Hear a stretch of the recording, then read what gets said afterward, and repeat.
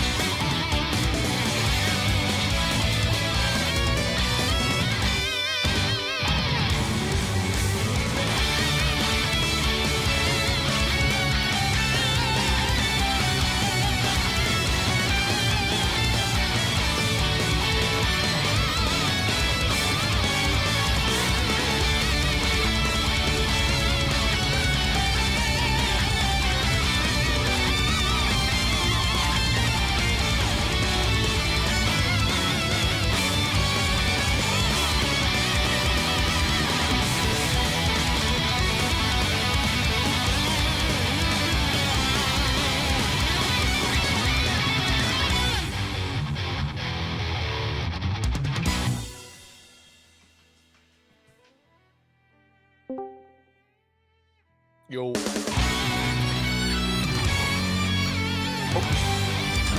fellow American? America.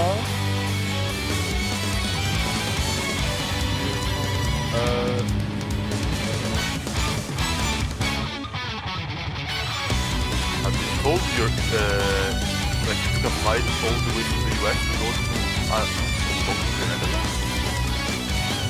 No, not even from Netherlands. I flew all the way to the US to here, just to compensate with online practice. That's crazy, man. Go back right after. Understandable.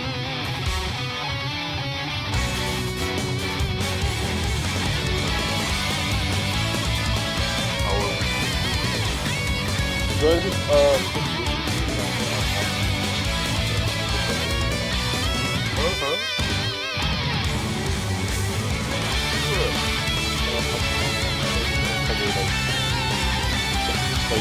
At some point I'll be late for like 24 hours. I was so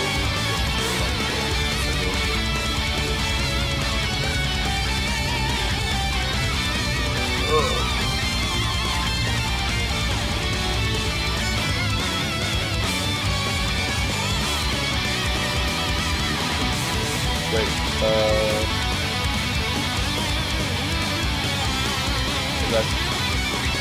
I got somebody on the fence about joining, but they really carefully decided.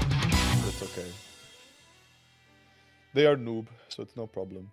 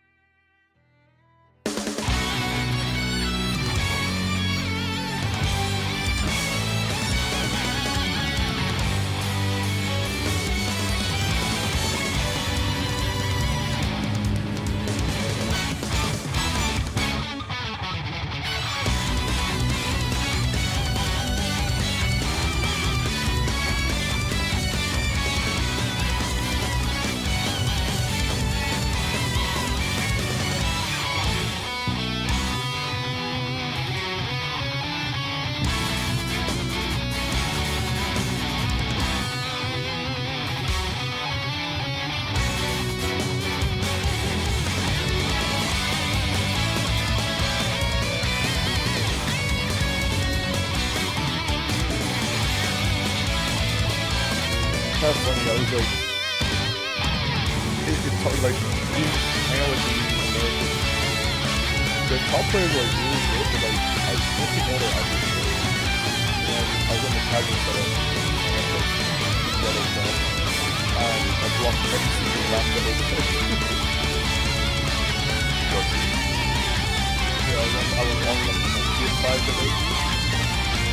You were on PS5? So it was PS5.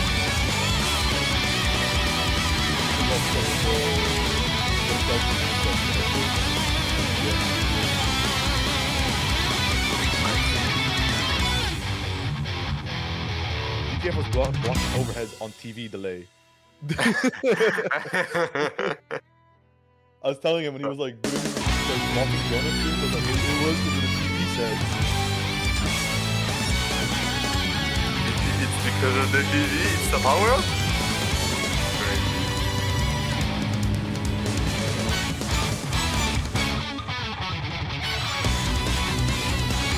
Apparently we're not muted.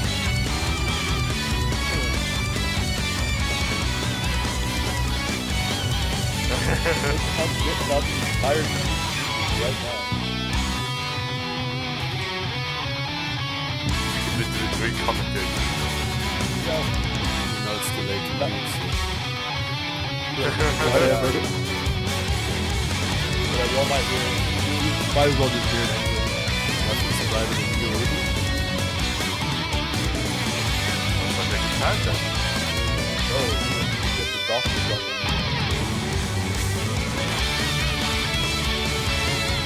They released the news on the Discord. Well, surely not playing banking accounts or something.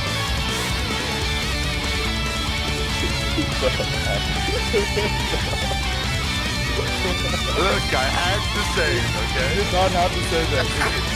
So I need to break out the stuff to some of these basic stories. You need to be the PSA and the graphic. Send it to the high actual.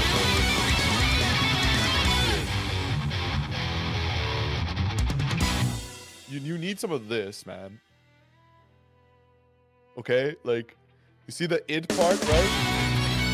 The id part, less id, right? More super less id, more super. Fair enough, you know? Guys, like, how do I get offline commentary? Not like this.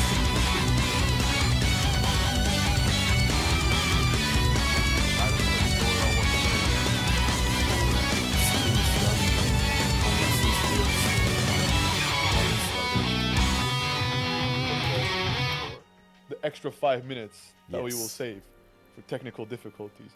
Here are the challenges. Getting to bed early today. I hope nobody went to the toilet thinking it's gonna start in 5 minutes. A real shame.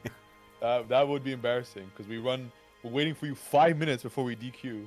It's fine. That's like the perfect time. No, yeah, it's fine. Who cares, man? Well, yeah, here we are. I'm back from America. Do this especially. I am loaded up on Monster, so I will stay awake. I'm good. How are you, Cloud? All fine and good. I was a bit EP earlier. I'm not gonna lie, but surely some good ass matches will be a nice shake-up. Yeah, indeed. I mean, it's always nice turnout here in the bi-weekly. Some heavy hitters, some of our more aspirant players also participating. So just a general decent spread that we get to witness here, and especially because I kind of gave the deets over, right? Because like for anybody that has been roaming the Twitter sphere, Aerodat kind of posting about how or like his perceptions of general sort of performance of regions in CF, and didn't really have all too much information about EU. Sadly, I think it's just a case of a lack of publicity. So put the Hoon stream out there. Hopefully, some more Americans tuning in, being able to see what we have on display, what we got going on over here. So, don't embarrass yourselves. I mean, don't embarrass us. 2/3 of our viewers are already Americans, so That Let's is see true. if it changes anything. But yeah. Thank you very much. Yep. Thank you for your input, Ice. Oh, hello, Cam. Glad you could make it. Did you claim a code already? Because like we're already doing pretty well on that side as well. We got 28 codes claimed. Jakes, you're not from No, America. left. 28 left. 28 left. Sorry. Yes. Sorry, my fault. I've been doing all other kinds of ad reads. But yeah, 28 codes left, so we're definitely trudging on really nicely, especially like people doing it up front. So thank you for that. Thank you very much. And I of will course, ask the kind donated. Jakes, however, to stop LARPing. I love LARP, bro. Hashtag LARP. Okay. I love the taste of LARP. Please select your character. Start up. Kagura Mutsuki. What is this one? These are two like new names to me actually. The Rinful one and Bloodthorn Kurisu. Alright. I do not think I've seen this S player before. I'm guessing they're new, but we'll see. They got a nice sizable amount of games under their belt, so we'll see what they got cooking up, like you said. And of course, are you familiar with the Rinful one? Yeah, I've seen him play sometimes. Okay. But you know, I've seen their Kagura improving as of recent, so that's always nice. Definitely some nice confirms here already. Ooh, trying to get a Ooh. slick bait going there, but pressing a little too early, extending the hurt box forward, getting tagged by the follow-up portion of the DP, but still, you know, not too bad, all things considered. Significant life advantage, keeping Bloodfall and Kurisu stuck in the corner. Yeah, that was almost a very nice backdash to bait the DP out, but we gotta remember, it's SDP we're dealing with. This thing is not lacking in reach for sure. So we gotta keep that into account as we're gonna get that Tiger air throw on the line. Oh, okay, interesting routing there, but I got the information just now from Marga that Bloodfall and Kurisu is actually from the beginner pens, so glad to see that they're actually making the trip out here to play against some of the more experienced players of BlazBlue in the region. Beginner pen, as always, being the gateway. We love to see it. Ooh! A little bit awkward one to actually get a confirm from, but with experience, you know, you will know how to route off of a 2D counter hit like that. DPs from all the way over there, but works out. Now with boars up, watch out to not get hit. Oh, fully charged overhead. Opts to not finish the plate here, just trying to throw some projectiles out, which against Kagura, you do have to pick your battles here. The cross-up big counter hit should be able to get the corner carry here, and that is going to be the first game going to the Rinful one. Indeed, closing the match real nicely. Honestly, very health, which is unfortunate because I'm pretty sure Bloodfallen here could have killed, but you know, just fresh out of beginner pen, as you said, we still gotta get the feel for some of those more awkward confirms, you know. Yeah, exactly. And it can also just be performance nerves, right? Going into like beginner pen being a very familiar environment, this being somewhat new, especially like beginner pen players getting, you know, just very used to the players that they typically see week in, week out. Yeah, that's fair. Also because I think beginner pen, correct me if I'm wrong, it's not first to two, is it? It's not a bracket, I know that much. It's first like, to two Swiss. Okay, it's first to, yeah. So it is first to two, but it's, you know, it's not a bracket. You get you can just keep playing regardless of, right? So Definitely the goal there lowers for mistakes. the goal for beginner pen is volume, of course, right? Yeah. Like making sure that they get as many games as they can, just to get all this experience in. Because if it's only like per week two sets that you run in the bracket, that does feel a little bad. Indeed. Now, doing some really nice keep out with. I really like the run under to not find yourself in a situation where you have to enter Kagura, because many characters do not like that. Even someone with an anti-air such as S. Indeed. Ooh, nice little B hit there. Projectile keeping the repressure going, but uncharged overhead gets blocked. Good reactions. Taking a turn back, but of course the patience being rewarded here. Hold on. Tagging. Oh, what a bait, but has the RC to keep it safe. Unfortunately, J2B is not the best option to route back into a grounded position to keep the pressure going, and that is going to be the set going to the Rinful one. Indeed, with that closing out, real nice. Still early in the tournament, of course, so we'll have to see how that proceeds. But going up next, we're gonna have my man Ray today on some bracket play versus Yogurt. Yeah, for Ray, it's going to be interesting because everybody definitely knows him as that Azrael guy. Very, very deeply versed in Azrael technology, but has actually decided to sidestep a bit here and pick up the S pocket, right? And talking to Ray about this beforehand was that his main challenge diversifying away from Azrael was the fact that Azrael is so specific in his optioning, right? We're talking mainly about the movement, that just going to any other character that has a regular dash has been a bit of a struggle. So we'll see if okay, so we're just gonna stick to the Azrael for now, right? So the Bbeuobi still under development, or just not, a comfortable matchup to work with. But yet another Kagura from the side of Yogurt. Curious to see how this goes down, because I feel like this is a pretty guerrilla damage race between these two. Of course, the consistency a bit more in Kagura's favor, but once Ray can get set up with these weak points, right, like you could definitely start seeing him being able to pull up, deal the hurt in the race. Yeah, Yuker, that was a really cool speech to say that the tears got to him. Maybe. They get to us all. The wheel of fate is turning. Rebel 1. Just maybe. So we'll see how the round start plays out here, where immediately just taking a more respectful stance to play from a further distance, finding the right approach to strike. Very solid IBs, but unfortunately, the Gustav not quite connecting. But there it is. The 2DA, nigh unblockable. Yeah, this also just a matchup that, as far as I'm aware, Ray is fairly comfortable in, especially because DS would mostly be.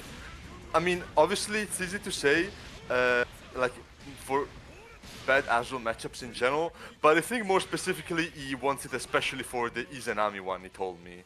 Like, he didn't really had it. He's not a big fan of that character, let's say that. I can understand that, but yeah, earlier I was seeing some really solid execution from Ray there, getting the nice delay to be able to double seal off of just one weak point, and now in a really strong position on that life lead, right? Just trying to play from a safer distance, hoping to catch Yogurt, excuse me, in kind of just a more aggressive approach, a little too much overcommitment. Right now, got Ray locked down in the corner. Not quite 50 meter. No flashy coming. RC is on the table though. Oh! And the wild air dash JB connecting. Ray gets the first round. Still got it under control.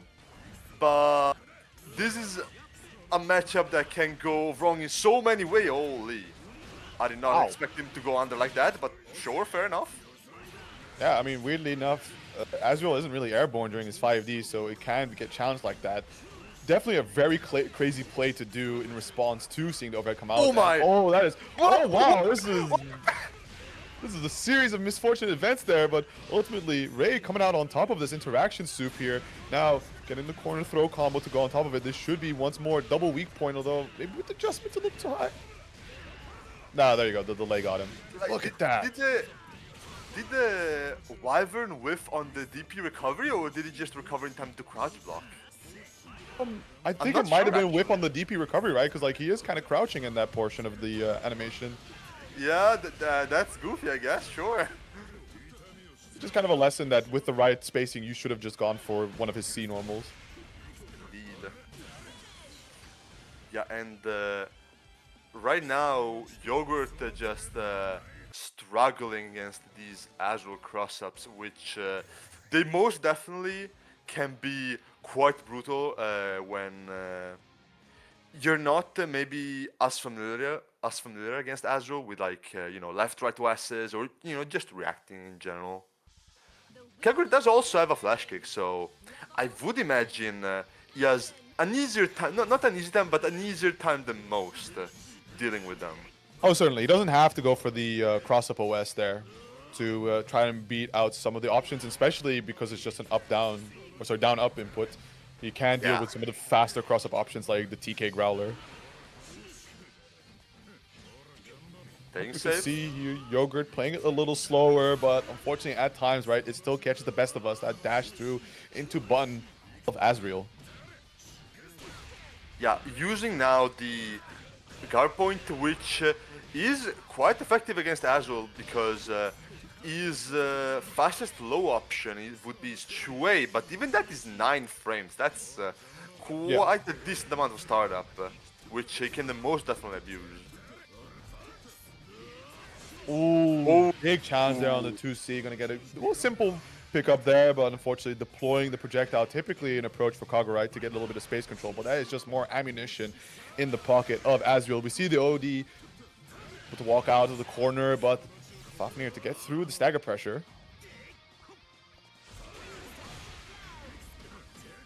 Not ready for the phalanx there. Like, not easy to get, but that projectile is by all means an air-to-ground missile. So gotta watch out for that one. Oh, that is an unfortunate time to let that CFAF riff there. And that is going to be Bray now on set point, though. Yogurt has a do-over, right? We're getting really close to activating that burst, so should things go... Oh, wow, what a way to start the round off, actually. Yeah, some bold choices by Ray right now. Like, the rounds are 6A, the dash forward to go to the DP, which, mind you, Azul's forward dash does not have a whole lot of invul, so that is a pretty specific timing to get. Yeah, the startup of the invul is also quite late, so Yeah. it can get caught out more often than intended. But we'll find the low hit here, straight in to the Black Hawk Stinger there with a perfect Ray. Takes it 2-0 over Yogurt. Doesn't even need the overdrive. That is some clean play right now, so hopefully we'll keep at it. It's a tricky thing there for Yogurt because of course the immediate thing that was shown was kind of struggling to IB the Gustav, which is a very important layer 1 to have an answer to when dealing with Azriel, as it's just the +1, right, to get in your face and start his pressure off. You can sort of as a stopgap decide to use your DP, right, just to dissuade them from simply pressing, but an IB definitely skews the things a lot more in your control of what happens after the dash punch. Yeah, like it's normal plus still safe, of course, but just having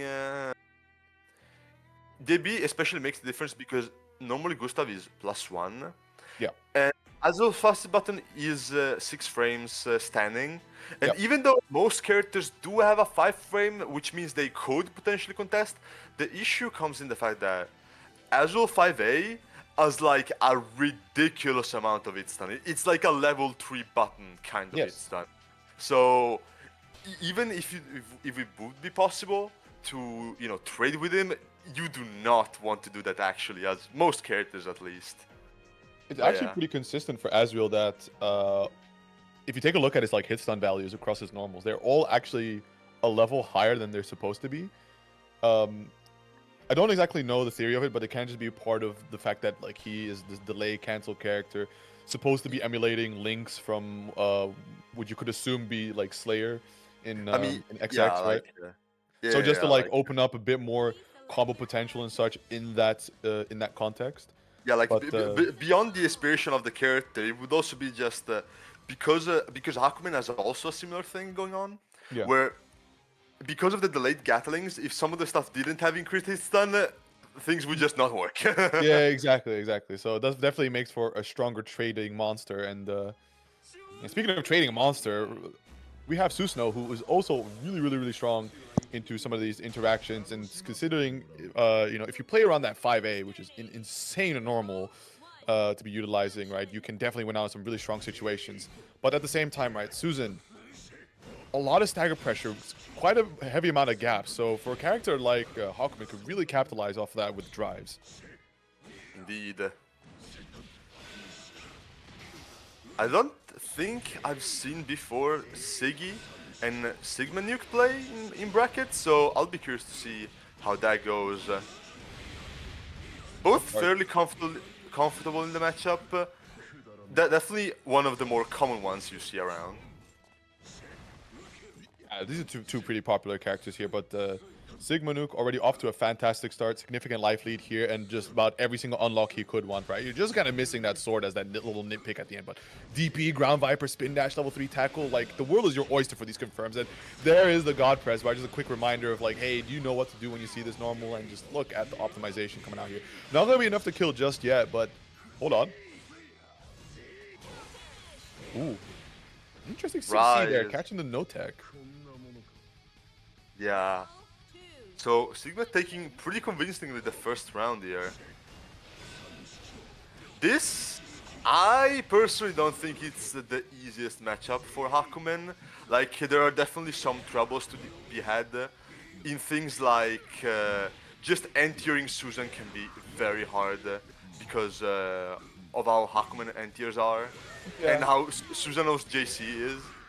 That's understandable, right? You're gonna have to play for a lot harder call out, but like given this current position where, oh my god, what a 5D! But yeah, Sigma Nuke kind of lacking the really strong tools to interrupt the pressure, stuck at that 7-frame 2A. You can kind of just see that Seigi was able to completely run the momentum here. It's all the same that Sigma Nuke was very content to not use the overdrive gauge at all, right? No ODRs, just trying to save it for the last round if it's gonna go that way, but want to get the knocked out, or sorry, bring him back down to the ground. Get the throw, sword on deck. How are we gonna route this? Orb. That's a big starter, gotta burst that one. And that's a big for Sigma Nuke right now. Hakumen without overdrive. Ooh. No conversion there though. I think it was a, oh my god, what a snatch there. Still though, Sigma Nuke is gonna stand out on top of this with the life edge. Both of them jumping. One back, one chasing, and yet again here, not wanting to commit to the DP, Seigi really looking to bait it out, which is kind of interesting, because at the same time, right, Seigi could consider to use some of the C normals, considering that Susan DP is a projectile. Ooh, massive air throw. Yup. Big optimal, yeah. Why not? I don't think he needed to. Could have killed without, but like, you know, just does a job, 2 hits, move on pretty quick here. Mentally, I think Sigma very much needed it. He's mentally, fishing for it quite often. It's always fun, right? Like, to kind of see if you can shake your opponent's mental by just doing the unnecessarily long cutscene super. Yes, sir. But, yeah, the Sigma Nuke is looking, like, really, really stable here. The unlocks have been really solid and well thought out, really, right? Just, oh my god, look for the whiff punish as well. Not quite able to catch the recovery of the jump in there. Gets the JB though, forces Seigi to an early burst. Again, like Hakumen, very strong overdrive, but also kind of makes him OD reliant to a degree. So just getting it out of the way early is such a huge thing, even if you don't get your combos or baits at all.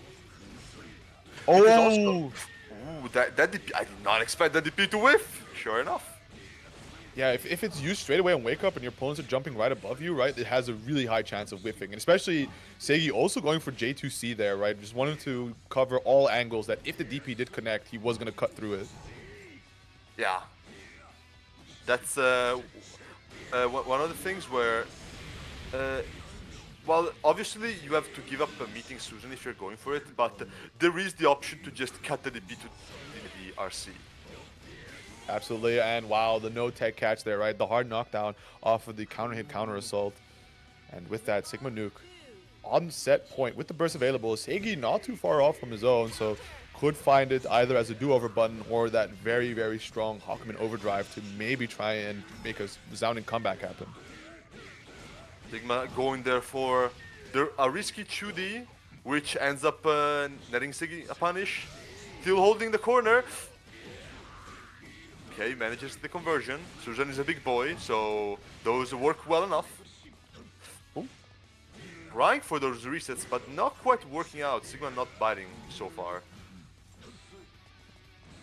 That being said, right, Sigma. Oh, okay, big 2C here, but not able to land the full.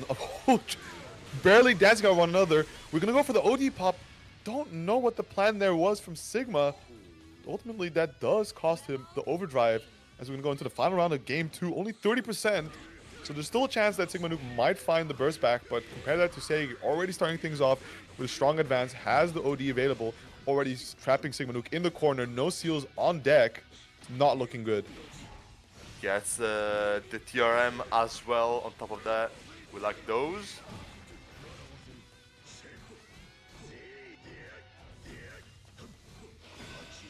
Pressure now, gets tagged by the sword.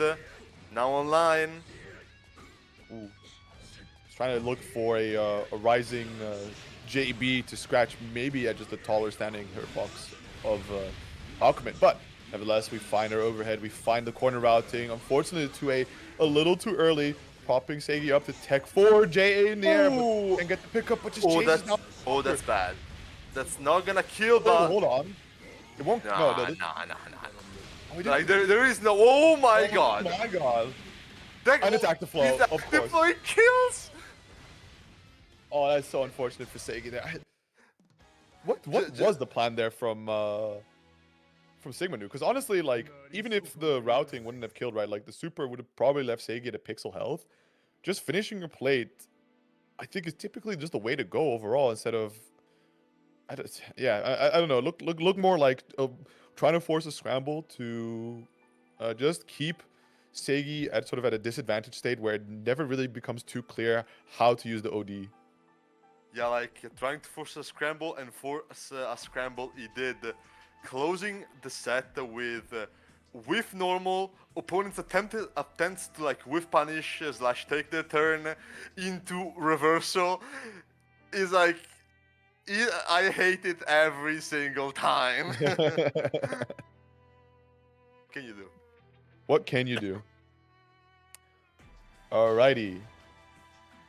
With that, should be having High Axel versus Kurotomor. I believe I'm saying that correctly. So, yet another moment of names I'm not too familiar with, but seeing the fact that they are in round 2, right, we're able to take a 2-0 over Kevab. So it definitely raises an eyebrow at what are we about to see. Yeah, noticing just now also, Sigma Nuke, like opening his tournament with his first 2 matches being a 2-0 over Drave and a 2-0 over Segi, is looking pretty on fire right now, honestly. Oh, that is very definitely the case. Let me actually take a look here, because, yeah, no, I think it's exactly like Ray just said, right? Like the upset challenge that we have going on means that with the win over Drave and the win over Segi, right, there's a significant difference in their seeding. So that is, I think, just what is that, like 10 euros right now to just in general, right? Doesn't matter what he finishes now. That's himself a nice kebab dinner. This man is farming the tournament. What is this? It's the Elo pipe bomb, right? Just sandbag, play only casuals, never play, right? Who doesn't know how to seed you? You get underseeded and you just smoke nerds the whole way. It's a conspiracy, I'm telling you. The big CF money, right?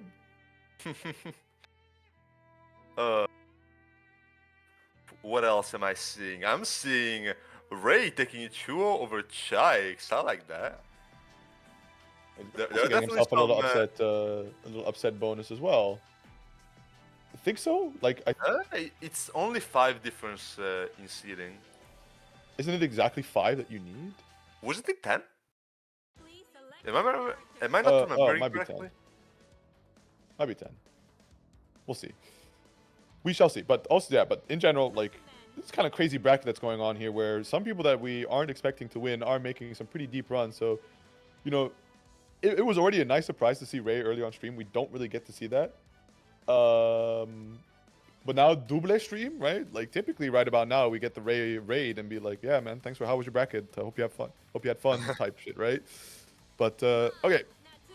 Maybe The Huckman party does not stop, right? We got High Axel hopping on the Mai here.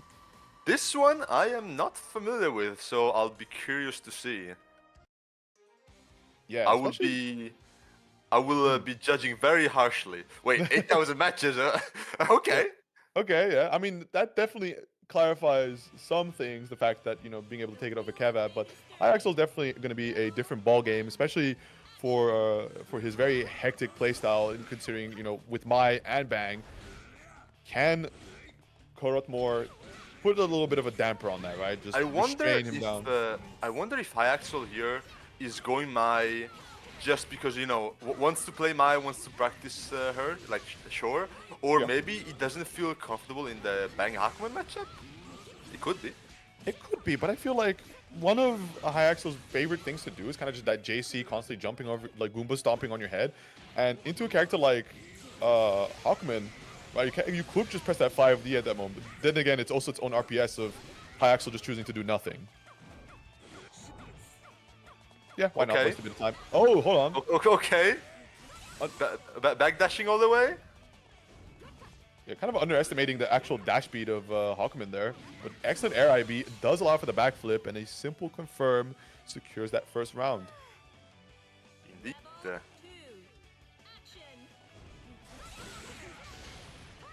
Yeah, this is a matchup where in neutral I feel like you have to play quite patient as Akumen. Like I feel like is not particularly threatening as long as you're not trying to like be the aggressor. The moment Yes. you're actively trying to approach Mai, I feel you start having an issue. It's exactly like you say, right? Mai is a notorious miss dispenser plus like canned overhead, so you don't even need to react to it. You just know here comes the overhead.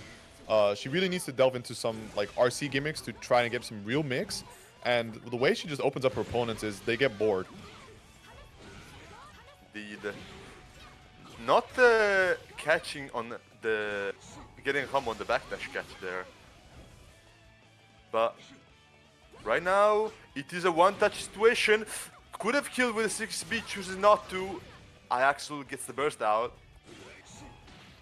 Oh, and the grab there, very nice. But like indeed, at 6B, if the reaction to cancel into the super was there, could have possibly put it at a kill range. But nevertheless, right, able to time the sets and a big counter, it just dashes in and yet another stomp.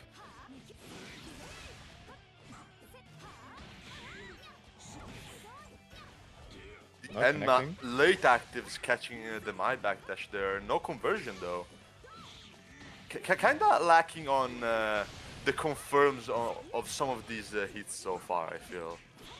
That, but I also feel like Hyaksul isn't making it easy on Krupmore actually to get these Yeah, confirms because he is playing for constantly really weird angles that if you do win the battle there, find the hits, it's, do you have this routing? And oh my goodness, getting Yeah, for a sure. little TRM bait there, but okay, leaving with a lifeline here, and especially into OD Hawkman with full bar.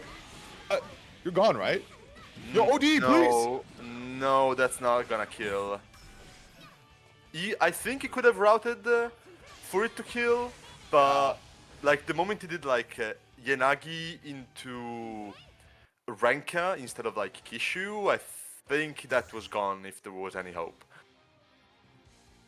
I feel like definitely you could have popped an OD somewhere in there to also just juice it up, but it is what it is. Sometimes, there's like definitely two styles of Hakumens. One that like play very close to the edge, using just about every last Magatama they can, right, to ride it really thin, and then other ones that are just saving for the full bank and then just going into these hard cash out combos. And for Hakumen, you do have to be familiar with both ends, I feel like. And it does kind of seem that Korotmore isn't too used to being this loaded up on Magatama. Yeah, like it's also just a situation where, you always have those on many characters where you can maybe get a really good confirm, but you need to go into the right thing very early into the combo, like after the first, maybe second hit at most, right? Right. That can definitely be an issue, especially if you're not used to like really looking very hard for those kind of hits. And that route from Haxel just barely taking it. now on set point. Both players have their OD available. It seems a little harder here for Corruptmore to get the game plan started, but now looking a little better with some of these interactions, but immediately check JC. There was a plan there from Corruptmore, but just the aggressiveness from High Axel is not allowing that to come to fruition. So that is something you do have to mind. And look at the stare down. Not getting the punish on the 2D here, but nevertheless, right, in control of the pressure, trying to keep him trapped in the corner. Looking at just jumping around, but not really hitting or finding the air throws. Gets tagged by the 5C in pressure. That's gonna be a decent chunk of damage. 3k, not too bad. It's alright, but the challenge back here. Oh, Ooh, dear. full whiff there. And gets a punish too. I was kind of half expecting it for rank to still be active after the overdrive, but well, all the better for Axel.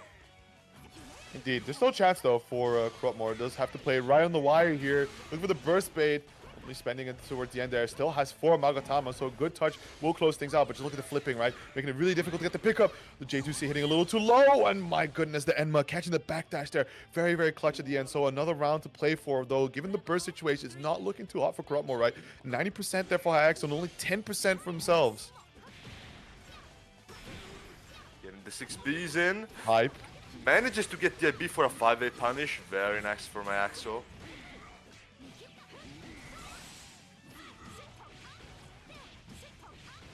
Got those? Yes, we do. Oh! Not managing to catch the roll, however. Confirm here. Bring him to the other side. Coast to coast we go. Slamming that 5C, but the Yanagi, we see the OD pop, but cancels it nevertheless, but doesn't get the pickup. Still, though, able to maintain pressure. The 6B able to slam right over the 2A match, but doesn't get the full pickup. JB catches the scrambles. It's looking kind of hectic here. You do have to watch out for that Astral, though. High Axel might be notable. Oh, what is that? What are we doing? What's going on? Hello? Oh my Got the god. cross up. I did not block that. Oh my god, dude. I'm surprised to not just see Exceed Excel, honestly, from that on that spear dive there from Mai, but hey, listen, Corruptmore closed it out with some style. Although a little too close for my comfort, right? I was definitely gritting my teeth, right? For sure. I was not ready for the Zantatsu to be air blocked into Kishu and for the follow-up to just hit cross-up like that. That's ball knowledge right there. Excellent jump out there from the spear dive. He's going to prompt High Axel to get the burst to try and conserve the momentum here, but ultimately Corruptmore does escape the corner situation. IBs, nice techs on the throws. The reactions are looking a lot more stable now. Could have Cool, got a actually 5A pick pickup up. there. Yeah. Oh! Gets the roll catch with the 2B. We like those. Yes. Checks the flip as well. I like what I'm seeing right now. Big hard call outs, and I think this is the first time we see Corruptmore in a leading position here, especially on set point. But look at that, just sliding underneath, but slamming that 2D 6B catch. Nice counter hit pickup. Don't drop it like last time, and we are pushing for the lead. Fortunately, doesn't quite secure the knockdown. Trading places in the corner. Purple throw is teched, but not. Oh, That's what a is big that? confirm right there. Okay, that does not spam the thing. Could have baited the burst with the 2C jump cancel, but Axel right now flying all over the place. I think Corruptmore just needs to chill a little bit, right? Was really eager to try and contest. Oh my goodness! Oh my god! Zantetsu from the top rope there, and that is going to be Corruptmore getting that 2-1. I think this is yet another upset. What is in the water of today's bracket? Jumping over Zantetsu so far this set as a whole 0% success rate between the air block into cross up and the hit into side swap for the corner. Like, okay, I guess, sure, why not? I mean, you know, Corruptmore now joins the elite baller club, right? Of with Sigma Nuke having 2 upsets back to back in the pocket, right? That's a nice change for your bracket run so far. So definitely congratulations on that play there. Of course, doesn't go without saying that it was very, very scrambly there for Corrupt More, right? Definitely could polish up on a lot of interactions to sort of probably conserve your sanity a bit, right? Because there was a lot of these situations where you could easily start receding your hairline out of just the stress of having to let Mai roam free in the air. Like that corner combo after the 6B counter hit, not ending in the Agito, right? That JC just whiffing at the very end. That is a panic moment because you just traded places into the corner. Not ideal. Yeah, I know, like, the scrambles there at the end especially were so very real. You could feel them. But, you know, one way or another, all working out. As we speak, though, I'm seeing that the Hakuman is still in the room? Okay, No. that's Okay. solved. Is the Hakuman in the room with us? No. But yeah, we're going to yes, be I hopping am. into Ice and Chrono. Been a minute since we got to see both of these players play in the bracket, so definitely a welcome surprise here. And yeah, definitely very interested to see how this plays out, because this could really go kind of swingy in momentum-wise. And overall, I do think this is typically Jin favored, because he is loaded with the right amount of responses to kind of challenge, especially with like invulns, considering that Enhancer DP can have quite a bit of that horizontal range to it on the second hit. But not something I would think that Ice will deliberately play for. But all the same, right? Good movement, solid buttons, can just kind of tag Chrono when he least expects it. I mean, granted, I don't play either of these characters, but I wouldn't feel like it's that's an ugly burst right there. Not something you want to start with. But I wouldn't feel like this is a matchup particularly in anyone's favor, really. I wouldn't feel like Lambda would have an easy time in neutral because obviously Jin has just good basic movement, but also Jin doesn't really have anything that allows him to get shut down the zoning in any special way. I would say, Right, fair enough. But I think it just depends on Ice's approach here, right? If you don't get too hasty, play into a very predictive play pattern, which can allow for Chrono to get these projectile anti-airs, just like that, right? Just dancing around, really solid buttons, as I said, to be able to constantly tag and contest Chrono. But if you're just taking forward and kind of being a little too hasty with your approach, you can sort of see, oh, that is unfortunate, but still are able to get more and more pickups here. Now, if only we can secure the knockdown, and you got to be careful for that reversal to try and close out the game. I think that might have been a catch on the raw tech there. The burst is coming up, but Ice Ball not going to give a chance there. Pixel health comeback.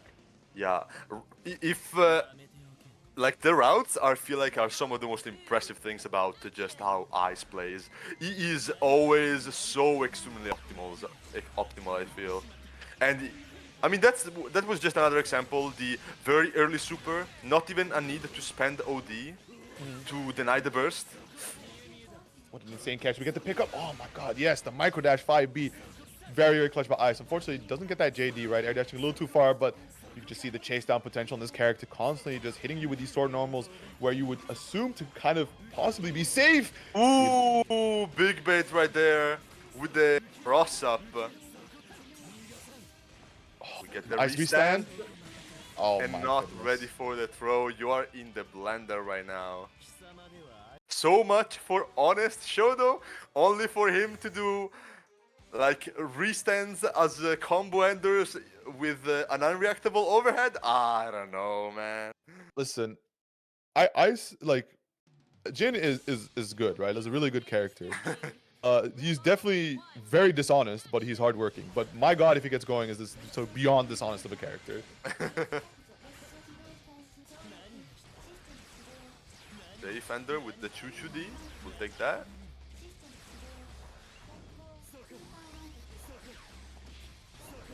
See, just try and play for the projectile game, right? Because especially at that maximum distance, the projectiles from Lambda don't always go the full distance. Yeah, right now, Ice has been trying a bit to play with his own projectile as well to force, to try to force an approach, and it has been moderately working. Not that one though. Chrono going under with the 2B and getting a punish, and corner just at that. Yeah, and just in the spacing as well, right? Trying to avoid Eisenthal having these interactions off of his EXs, but when he's a Yuki Kazu, oh, it catches actually! Was probably just aiming to slip out of the corner there, but actually getting the catch. Immediately pops the OD. We're trying to catch out pretty hard here. Oh, what's the reset? Oh! Rise! Oh my god. Oh my god, what's that? Oh my god, Oh Ice, my what goodness. what are you doing? This man is on fire right now. I like it. Ice is willing these situations into reality, right? Especially with these ODs and whatnot. Some slight execution or like probably the wrong call out being made, but Chrono is definitely being made to look the fool in a lot of these interactions. Yeah, like Chrono normally, you know, quite high up in our online brackets. Oh. And while Ice usually does not, is not like a regular bracket player, but it is worth the money, even though he doesn't join online brackets all too often. He did make top 8 at Outplayed, which was really stacked just a couple of months back. He's like, this man kind of knows what he's doing, you know? Absolutely, and yeah, at the end there, we saw Chrono trying to challenge into a lot of these jumping situations, fishing for some kind of anti-air potential, but just the nature of, I think, just teching out of a lot of situations, Ice already being well ahead in the planning of what his next move is going to be, is able to just constantly get these hits, and at the very end, just every single sword normal led to a counter hit, led to whatever confirm he would need, and then just like that, able to round off things in a pretty quick fashion. Indeed, like those confirms were so on point, and like you could see really have showcase just how demonic the Jin JQC can be at times. I'm always saying like that normal is pretty damn cracked, but Absolutely. that's just me. Well, we got Ray and Dullahan coming up next, as we're actually making some pretty good pace here in this bracket, so that's definitely nice to see. And yeah, Ray together with Cropmore and Dullahan have been performing quite some upsets here and there. So we're gonna see if the party keeps going here for Ray, as on the other side of the bracket, unfortunately, Sigma Nuke's Fun had to come to a screeching halt there, facing off against Panda with a resounding 2-0 to keep Panda moving on forward. I'm curious to see how it's going to play out between Ignis and Cropmore later, but right now we're going to focus on what we got on screen, right? Ray hanging out, waiting for Dulhan to approach. Is this going to be a case of Ray busting out the Azrael yet again into Hawkman? I think so. Like, so this is a scenario where me and Ray have talked about, because me and Ray have played each other quite a lot. Right. So, on a character basis, he's very well aware of the matchup, but the player basis is a completely different thing. And it came up like more than once. I remember one time Ray was playing at some offline event, maybe it was VSF, maybe not.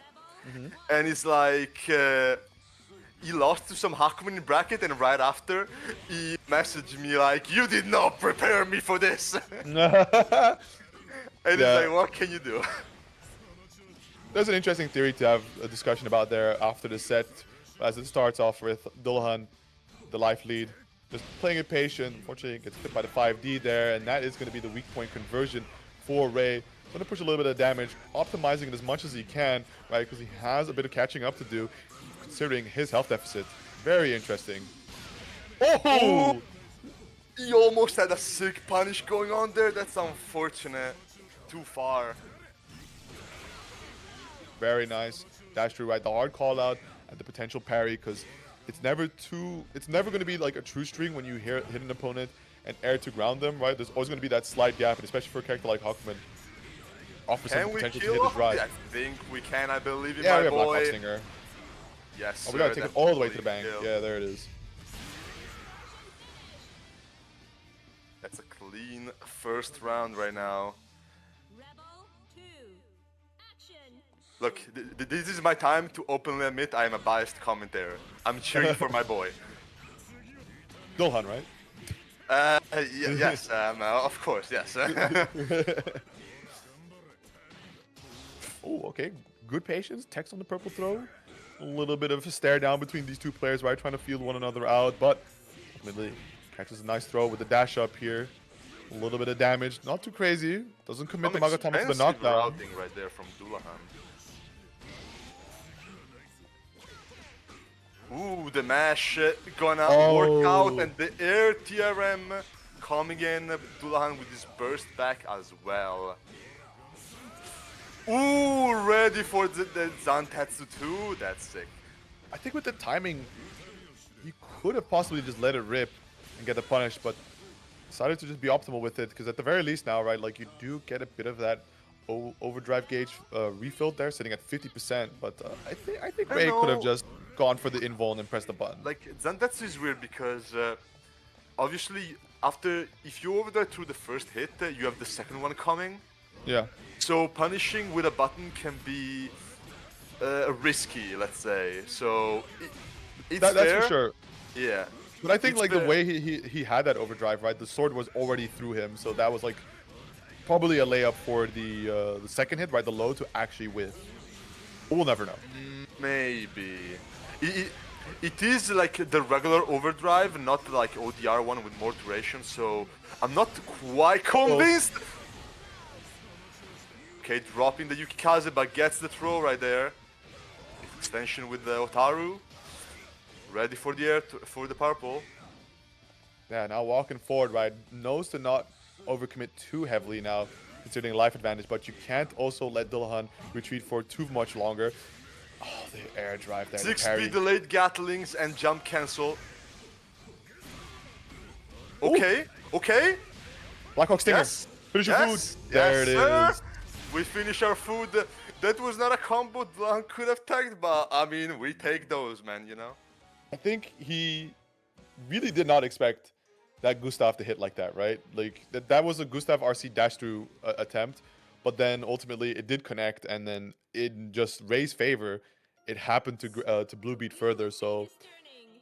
quite the fortunate turn of events there, and with that, Ray takes the lead in the set, right? One game up, but these are very, very close, and oh my god, just the shimmy dash throughs, able to get the throw to whiff, the no-tech pickup, and the optimization on top of it, right? Squeezing out every last inch of damage in these And no the walk weak up point conversions. Chue, that's my goat right there. Gets, Yes. ooh, drops Oh. for the double weak point with the Chudi into Growler. What a challenge. Dantetsu, sure. That is an immaculate hard call out there by Dullahan, right? Because of course, you could just go for the mid. The low is the one mix-up option, unless you're going for the drive press. But we go RC, gotta push the damage a little bit further. And that's Can a we kill dead off? Dullahan right there. Yes. Off of a DPR, 4.3k off of a DPRC, this Agile character may be cheap. Well, you know, Susan can do a very similar thing. It is definitely a resource moment, right? Like having the weak point to be able to get the unique hit properties of the Valiant Chase, but definitely, if you're experiencing this as the opponent, you could feel like it's pretty BGs. Indeed.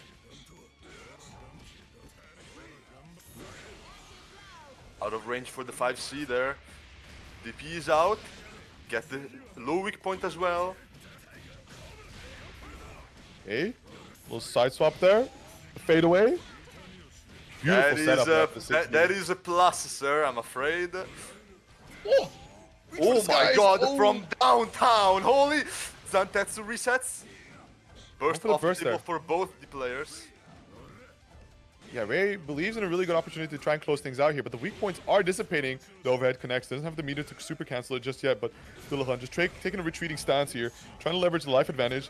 Fade away, Nice avoiding the backdash. throw. The RC is enough to kill off the sequence. Does have 50 meter, Should and that be, should if we be don't Blackhawk drop Stinger. it. Don't drop the input. My boy taking this home. I'm proud to see it. And Do it, Ray man. with yet another upset after the Chikes one. We are taking this home right now. There is most definitely something going on here, right? Like the sheer amount of upsets we've been experiencing is it's worth investigating. Like I don't know if this is just the golden run, right? Like Ray well rested, well fed, you know, not sleep deprived mode, going ultra instinct. I see. This is the power scaling section. Yeah, this is the power scaling section. This is like you know, Namekian Ray on the water hydration diet. I'm straight out of work. That's what we like to hear, man. That's the extra focused stress, right? See, You- that's what I'm saying. My boy is nerfed right now, and he's still clearing. What do That's you mean what I nerf? like No, to no, no, no. see. This is the other thing, right? This is like the losers bracket run type thing, right? Like just the constant pressure of playing back-to-back games. So Ray seems to be a loser side warrior, and he's emulating that by coming straight into bracket right after work, right? So just a stressful situation into the next one, requiring high mental capacity, right? Lots of fast thinking, all the way through his day, and now into this funny little game he likes to play at the end of his Tuesday, right? So something here is definitely a formula to be studied and definitely to figure out if there's anything we can repeat in future brackets. Ray, you hear me right now? You better be taking notes. Whatever you're doing, it's working out. Keep doing it. Something I want to touch on before we jump into this match for Sir Panda and Eisenthal is that you mentioned earlier like the player matchup, right, between you and Ray. For me personally, I feel like that's a very short-sighted way to actually end up learning CF as a game, where people really focus on like, I play this one person and I know how to beat their habits, but ultimately they aren't really sort of learning how to beat the character. So you do need to go outside of your comfort zone and play multiple people that play the character differently, just to kind of find a generic baseline to assess how do you beat these characters, right? Learn the game, not the player. Yeah, for sure, but you know, then it also that's the ideal thing. Then whether most people apply it is a whole other thing, discourse.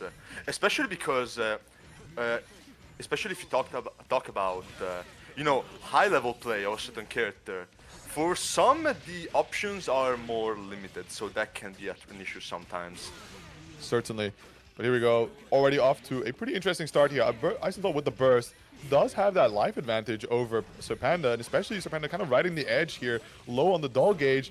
Find it to a pickup here into a beautiful crouch confirm, leading all the way into the corner. Sets up the Snowflake, barely able to catch one take. Trying to push him back into force the block. Overhead, but no confirm. Gets the double counter assault. Ooh, not, and that's the trade combo right there. Ooh. Drill not connecting there. Very interesting. Trying to push on forward. Good throw break. Danger state. Very smart on Sir Panda to immediately challenge, right? Do not let Eisenthal be in control of the pressure, because you might find him true string into that guard crush. Ooh, this is ugly right now. And Ice staying on the ground as he will get scooped by the doll. And Panda taking the first one by the skin of his teeth. On a sliver of health and in danger as well. Yeah, that's a 2B. I don't know how intentional that was. That could have easily been an anti-air, but the blocks on those stand resets. Finding that 2A challenge, low commit, so able to block at the end of the day. Finds a window, some of the doll, but immediately the DP, the overhead connects, but doesn't have enough ice hits. And what an ODR, straight to the 2C, right? One of those buttons that Jin is severely punishable on. Indeed. The recovery is not lacking on that one, but Panda will be dropping his ender here. And this could be huge right now. Ice only a touch away from taking the round. Plan here, oh, I like the vision, right? Trying to go for the cross under, getting that second hit of 5B to connect from behind. The OD immediately just landing the Exceed Excel rip here, but I don't think it's going to be enough without the active flow, so it just needs one solid touch to finish things off with. And oh my god. we are playing a little bit of Grand Blue, it seems. Grand Blue, this is every fighting game I've ever watched. What do you mean? Flight minus frames into DP, gas. Yes, sir.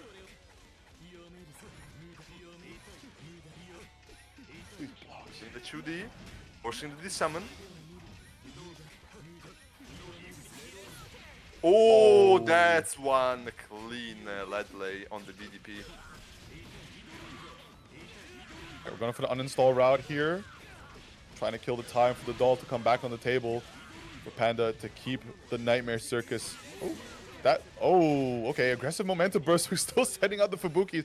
Jump blocking into the 4D. You can't leave the space just yet. Finds the throw, but the burst is coming back up for Eisenthal. So see what's happening. But the doll gauge expiring. The 2C barely catching, swapping places, but no confirm. A little bit of a panic between these two players. Able to get the crouch confirmed there, just barely tagging with the low. Just opting for the regular. Set up the Snowflake. Overhead block. Do this again. And the oh my god, what? That's a goofy ass trade if I've seen one.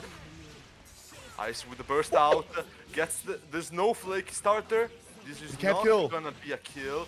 Oh, I like it. For the purple, and the J2C again closing it out. He just checks it. He just skill checks you real quick. It's like, are you ready for me to just dash in, right? Because it's a twofold thing that goes on there for Panda, right? Is he ready to anti-air, or is he trying to go like, okay, maybe they're trying to play it a little slower because it's very scary, so I have my window to summon the wife. It's a lot going on in one final situation. Ice thought, you know what? This is as good as it gets. I'm air dashing in and forcing the end. Yeah. In general, like the way Ice plays is he really tries to force himself on you.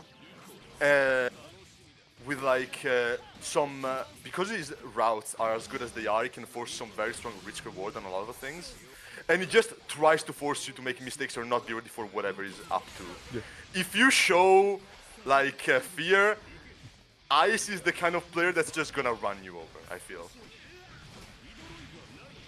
See if that is to be continued here, as Panda definitely is a fairly fearless player, right? Just how can you beat somebody that has so much fun? Actually, the no tech, no major confirm yet, but that J2C counter hit is going to do the trick here. Going to be a nice amount of damage. Unfortunately, drops the combo here, but should be one more touch. But again, execution errors, a lot of barrier being wasted out, but ultimately Isenthal finds the hit that he was looking for. And again, we're in a position that a player is looking to upset one of the top seeds here. With the top seed, actually. Yes, sir. And gets the conversion of the counter to Fubuki. You love to see that. That's another one. Baiting the CDP there. Very nice. We're getting the side swap. Yes, sir. Mix up here with patience. The IBB, unfortunately, the counter assault baited here, and this is going to be a nice confirm for Supanda. Unfortunately, without the doll, right, is going to have to loop into some similar special, so that is going to be SMP, but that's not the goal here, right? You want the wife back on the table. That Chubi was not gapless right there. Doll is back, however, and Ice does not have a whole lot of a health left right now. Oh, wow, that 2C catch, barely. However, Ice with one more chance. The command grab comes out, and Panda with a chance to tie up the set. We can see that Isenthal is playing a lot of this air game, not committing too fully into pressing, right? So is getting anti-aired, but nothing that actually allows for counter hits, especially those counter assaults, right? Being regular hits, allowing Isenthal to tech back forward and maintain the pressure. And they're so ready with those awkward air confirms.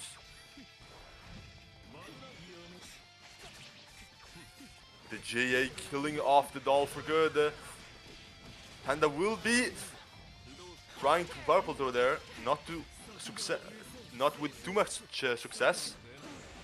The purple throw is like, I feel like it's a check if you're awake or not, but otherwise he's just kind of looking for you to push him away. Kinda, like Relish generally likes to do it when doll is just about to die, because you teching is What is this? That's shenanigans, that's what it is. I can't believe that didn't work out for Isenthal, but so has a little bit of OD, but here comes the dual bios. Interesting on the Yukikaze, kind of just chilling there, able to invoke through most of the hits, but wow, just barely the overhead connecting into that final uppercut punch there to allow for the confirm for Panda to seal out the round here. So not just the victory that Isenthal was looking for yet, but nevertheless, right, we are one game away from maybe a little bit of history being made. Yeah, very cheeky with the duos bios at the back setup into cross up, so that if Jin was to try to Yukikaze his way out, which he did, he just ends up in the corner anyway instead of mid screen. The counter hit, the chase down here, playing heavily around the projectiles, barely being out of the range of the wheel there. Could have been a pretty massive opener for Supanda, but the challenge just before the plus frames. And now just trying to send the doll forward to scratch away at this projectile heavy gameplay, but just like that, Isenthal switches on a dime what he's playing for, right? First the projectiles, now just trying to inch closer. That JB connects the standing Iris reset, but goes for triple Sekaijin. Very interesting. Late air dash JA, interesting options right there. Locked down by the 2D here. Doll is dead, tries to save it, but not quite in time. However, Demeter will be coming back fast enough. However, Panda getting tagged here and possibly a touch away from dying. He's able to stall in the air, so the doll pushes on forward without actually catching Eisenthal there. So yet again, on a set point position, the situation is looking pretty favorable, right? Has the burst available, whereas Sir Panda at 70, so we'll be able to get it back in this round, but The juicy whiffing over the air dash.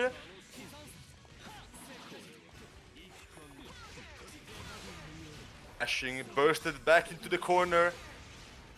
All bursts are off for this round. This could be huge potentially. the check on the doll.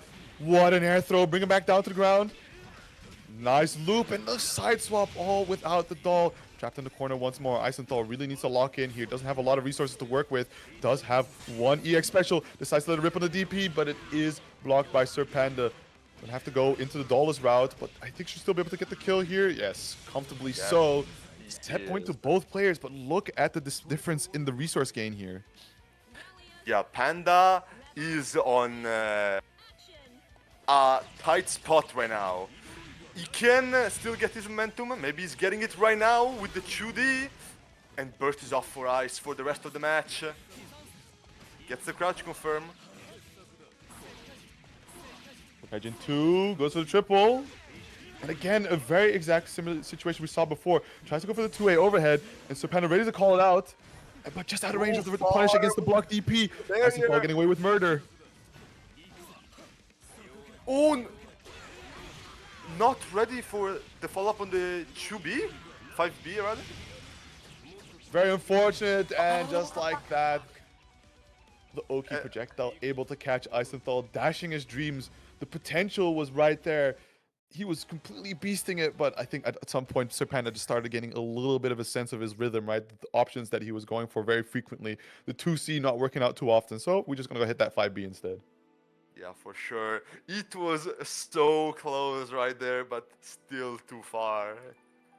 So for now, we'll have to hold off the all upsets kind of bracket. For now, though, it could still come our way. Who knows?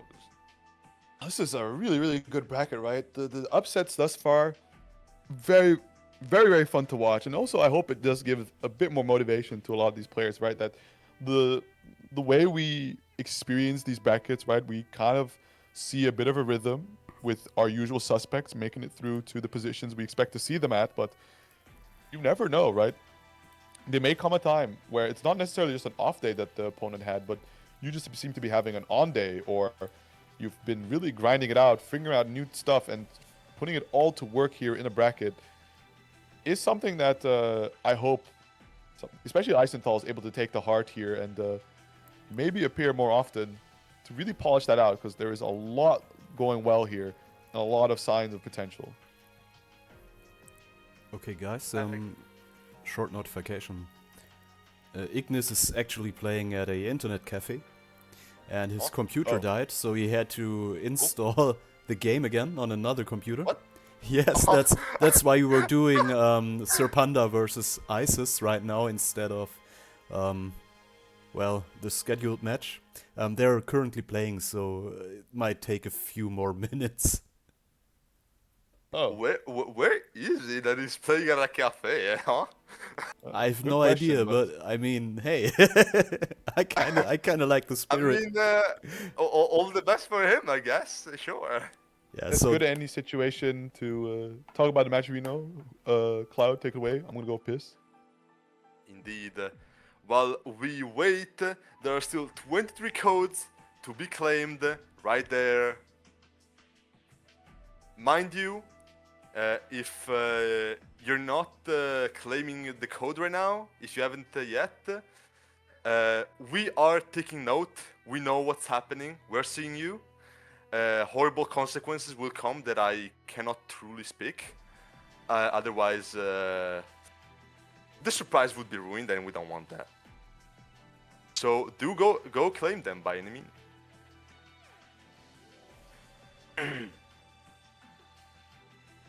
While that's happening, who would even...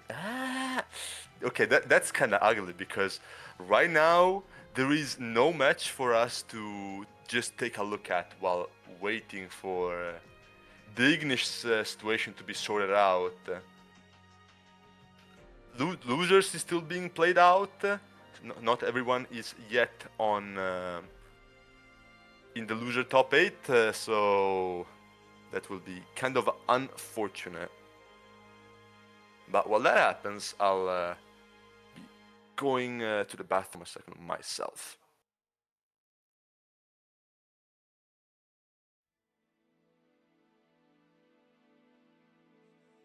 Back from the grave. I see that Cloud also decided to take the opportunity for a little break.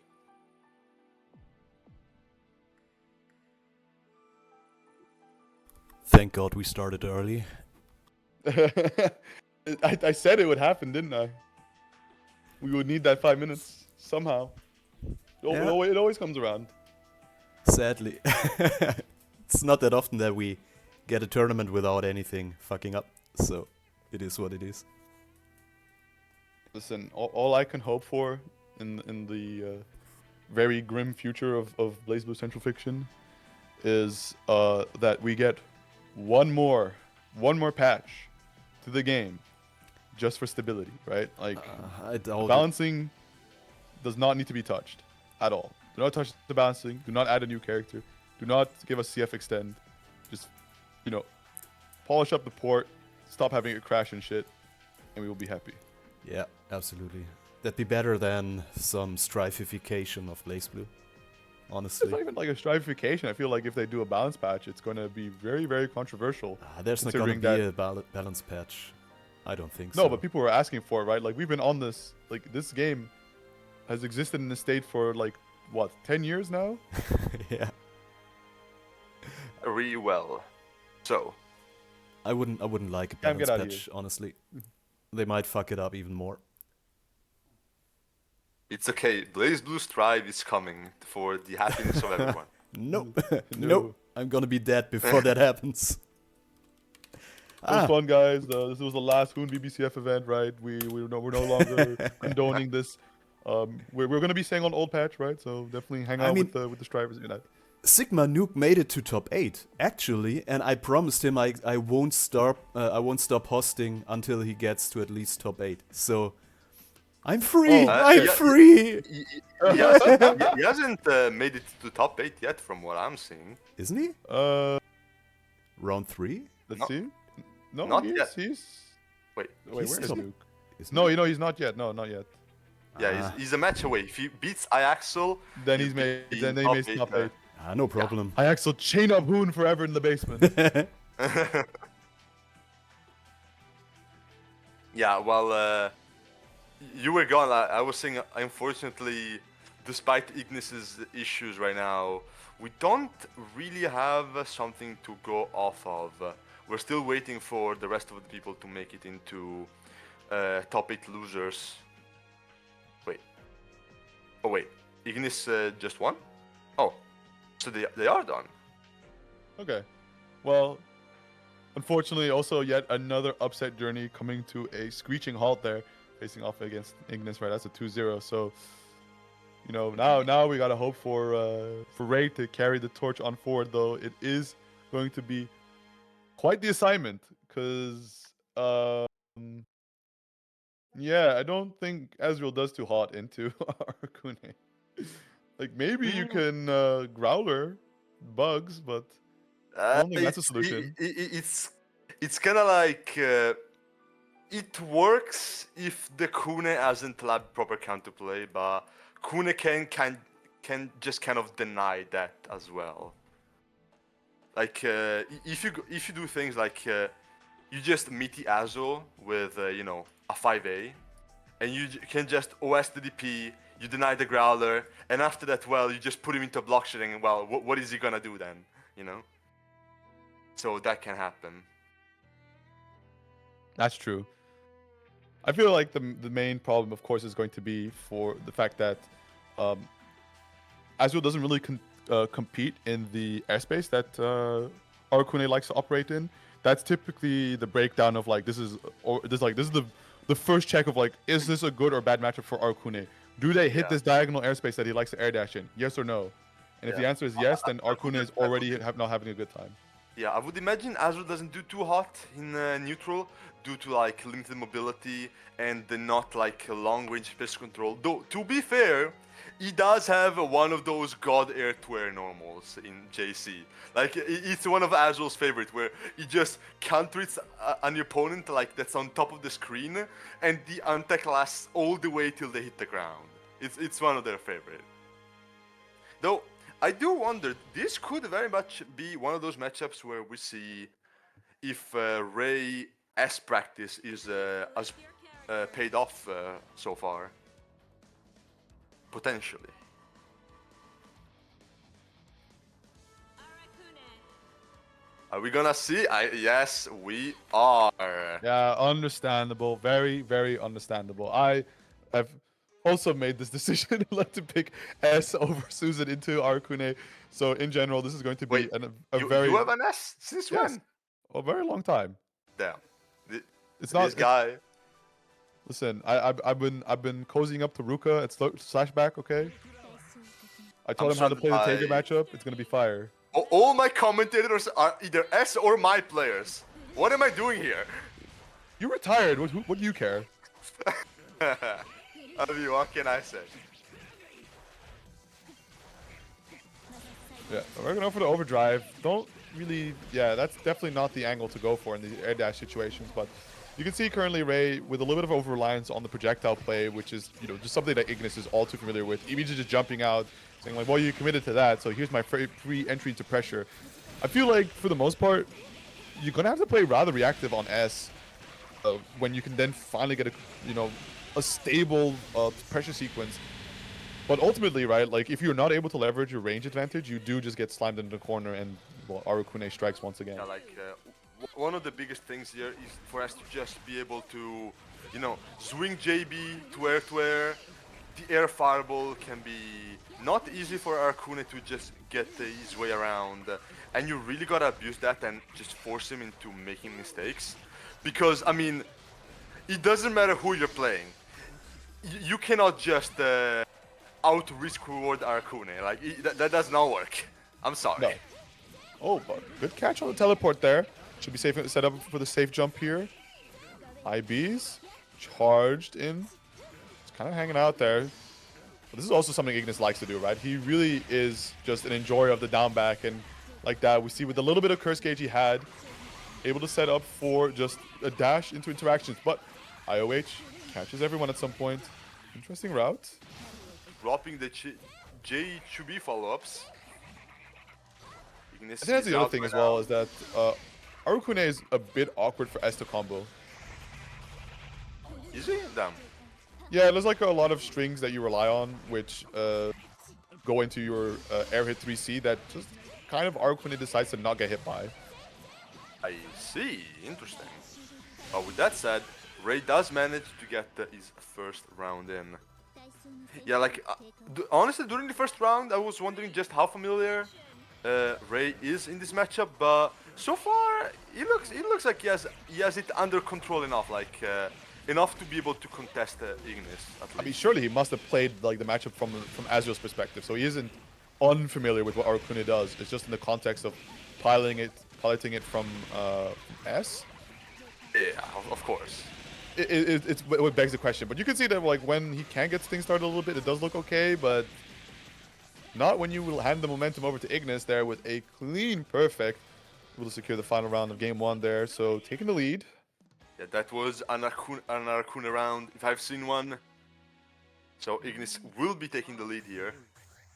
But not all is said and done yet. And Ray also sticking to the S, no Azul swap here. We are sticking to our guns. That's I respect good. that. I respect that.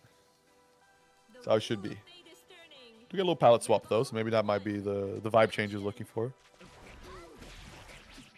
Ooh. Forcing an immediate burst right there.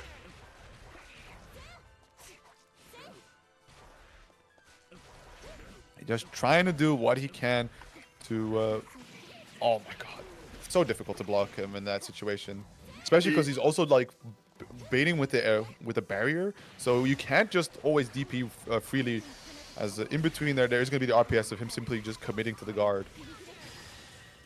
manages to get the DP to hit. That super is normally like 3 digits minus, but I'm pretty sure Kune can just make it straight up plus because like the bugs by themselves can be gapless. I Oh think. yeah, of course. When Curse is active on Aracune, CF rules don't really apply, because like, why does the C bug do so much damage? You know, or no, the debug? Why does the debug do so much damage? For the same reason why Aracune has the Guard Crush on his bugs, you know, on one of his bugs. So sometimes maybe he just needs it, you know. Swapped it to the corner off of the EA.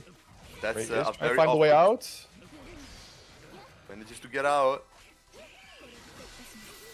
Oh, an optimal. Do we guess- have these? Yes. It looks like we do. Bring him down. Projectile, nice. We have optimals Set up, indeed. and then no tag. Let's No go. catch as well. We like those. Fortunately, not too extensive or optimal on the no tech catch there, but in a health lead situation, it's definitely something that's workable. Ooh, Oh my right god. to burst there on the combo drop.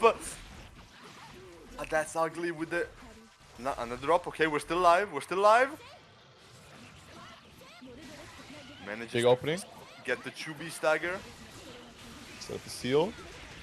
Yeah, unfortunately, you can't challenge all too easily with Aracune in overdrive, right? So long as it has that little bit of curse gauge to work with, he can just dash right, become invuln, let the bugs handle all the work for him, and come out from the dash to reap the rewards. And with that, yet another upset run is going to come to a close here as Ignis takes out Ray 2-0, sending him down into the loser side. Arcune just popping OD while you have as a liver of curse meter on, and it's just go my children, end the neutral. Yeah. And looking at the loser side of things, unfortunately, Sigma Nuke wasn't able to crawl it into the top 8 there this time, but, you know, it was a very, very solid performance. Really, really up there. And even taking one game off High Axel is nothing to scoff at here. But on our loser side, we do have Chrono Cross and High Axel going to be facing off against each other. And then we have Dulahan and... oh, the Rinful one also making the full traversal. Oh, interesting. However, with Sigma not quite making it into the top 8, well, Hoon, it looks like you're still stuck here with us. 10 billion more years of Hoon bi-weekly. I mean, with this knowledge, we might just need to start sabotaging Sigma's run at this point. This is true. Nope. That doesn't Yup. happen. No, he will, trust me. I will activate the Bluetooth fridge just as he's about to get that winning hit, because I kind of like this bracket. It's nice. I think we should keep it around. No hard feelings, Sigma. It's not personal, but we have to do it. It's just business, Spider-Man. Understandable. Please select your character. Alrighty. Party keeps continuing here. Chrono versus High Axel, so Ishigami. definitely a smarter choice for High Axel to opt into the bang into this matchup, because it does trivialize a lot about traversing the screen against her or against Lambda due to Bang's drive, right? Being able to pop it just as projectile comes out, teleport behind the opponent, and instantly out into some knockdowns and then getting your pressure started. It's going to take sort of an astronomical performance from Chrono to be able to just skip around that and not let High Axel just teleport in for free. Yeah, not an easy matchup for Lambda for sure. And I'll tell you what, it's starting even worse. Like, immediate hit from Axel into immediate burst bait, 10 seconds in. This is not looking too hot here. Nice big air to air. Unfortunately, not able to get the major confirmed. Axel immediately pops the OD, starts casinoing all these overheads, but getting a little too greedy. The Exeganail able to catch there with the counter hit, so they get this free confirm. Look at all this damage. Yeah, like, XNAL being a 2-2 input, putting some serious work right there. Not having to worry about cross-ups and whatnot. Oh dear, though. Getting purple thrown here. So able to That's Can actually get not a punish. punish. Holy. Yeah, the trade though, but Legacy Edge able to hold him still. Does find a counter here. That's a very late burst here, so High Axel does need to close out this round. Able to find the D nails to connect to the 2B. Just delaying, right? Running it very deep into Chrono there to be able to catch the backdash. Yeah. First round.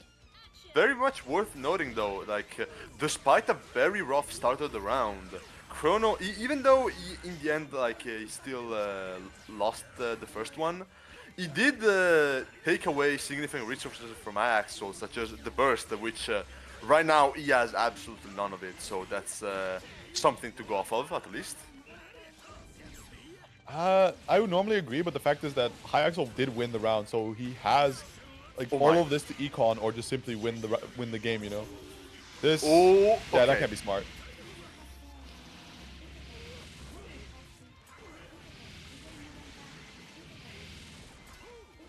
It's the corner. 6B not blocked. That's not a kill, but we are getting awfully close to 50 meter for Chrono here. And Axel is in danger state actually. Yeah, but now he needs to find a way to get in there. However, He could the have meter gone anymore. for the car crush, and I think it would have been guaranteed with a wheel. I feel like it had to come off of a Spike Chaser setup, but Chrono not willing to commit to it though. The blocks are looking immaculate, however, does find the overhead right after the RC. A little bit of an execution error there, but still able to keep Chrono locked into the corner. Again, the 5C hits its mark. Can we kill? I think we Yeah, can. it does have 50 meter. Going into the It should. oh no, going to overdrive. So maybe with the Daifunka here, it should be enough. Push maybe a little further, get all the just one more extra hit in there, and Is that enough? it should be more than enough. Yep. Just barely. Okay. And Axel taking the first match very far over. We like to see that, but so far, Chrono, I feel The wheel of fate he's had spinning. quite a lot of trouble like asserting himself at the start of the round, and then he tends to like make it back after, but sometimes the disadvantage you put yourself into at the start is just kind of a bit too daunting, you know?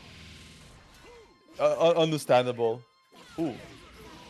Interesting little attempt on the CT there, although I wouldn't really understand why Chrono would try to go for that, considering that High Axel has just been kind of barrier blocking the entire thing, including Murukumo Drive, which doesn't do chip damage. Despite what you might think, like projectile or projectile zoner, this should do chip damage to advance my game plan. Are we playing stylish? No. It would be very funny though. And if he's barrier blocking so much, he's now in danger again. Okay. Mash Momentum coming burst. in. I really can't agree with his decisions, but listen, if High Axel wins the round, right, fair play. Takes the burst off of Chrono, so that's pretty alright, but Yeah. I can't condone the hero burst there. Like, this is just pure, like, ego play, trying to just, like, frustrate your opponent. I mean, if you do a hero burst, it's because clearly you may be the hero, you know? Have you considered that?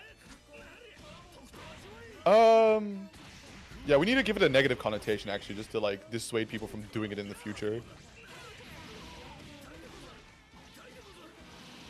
In the meantime, though, Chrono not a whole lot of health to go off of, but we do have the corner, an active flow, and a whole lot of meter, so we got all the cards to make this comeback.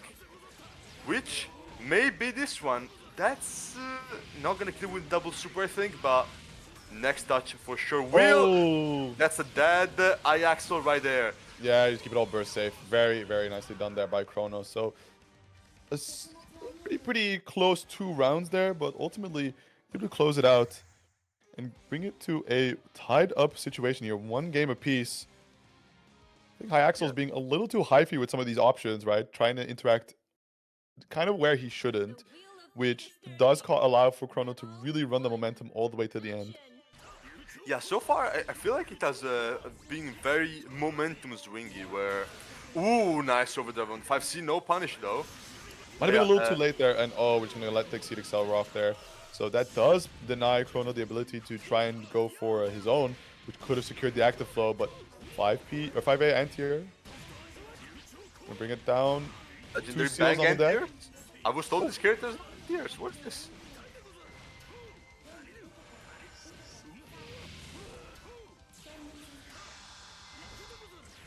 Nice, avoiding the sword super from full screen.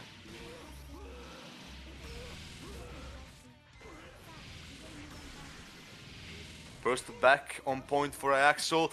Chrono trying to go for a cheeky air dash mix, but unfortunately missed timing there.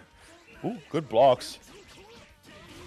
For the challenge back, Chrono for a similar hero burst of his own. Wants to force for an attempt at taking the round lead here, but pops the OD. Nail catches. Big counter hit on the 5D. Able to get the optimal confirm off of it as well. So it does This put kill? Axel... actually, could it off the super? Oh, I think.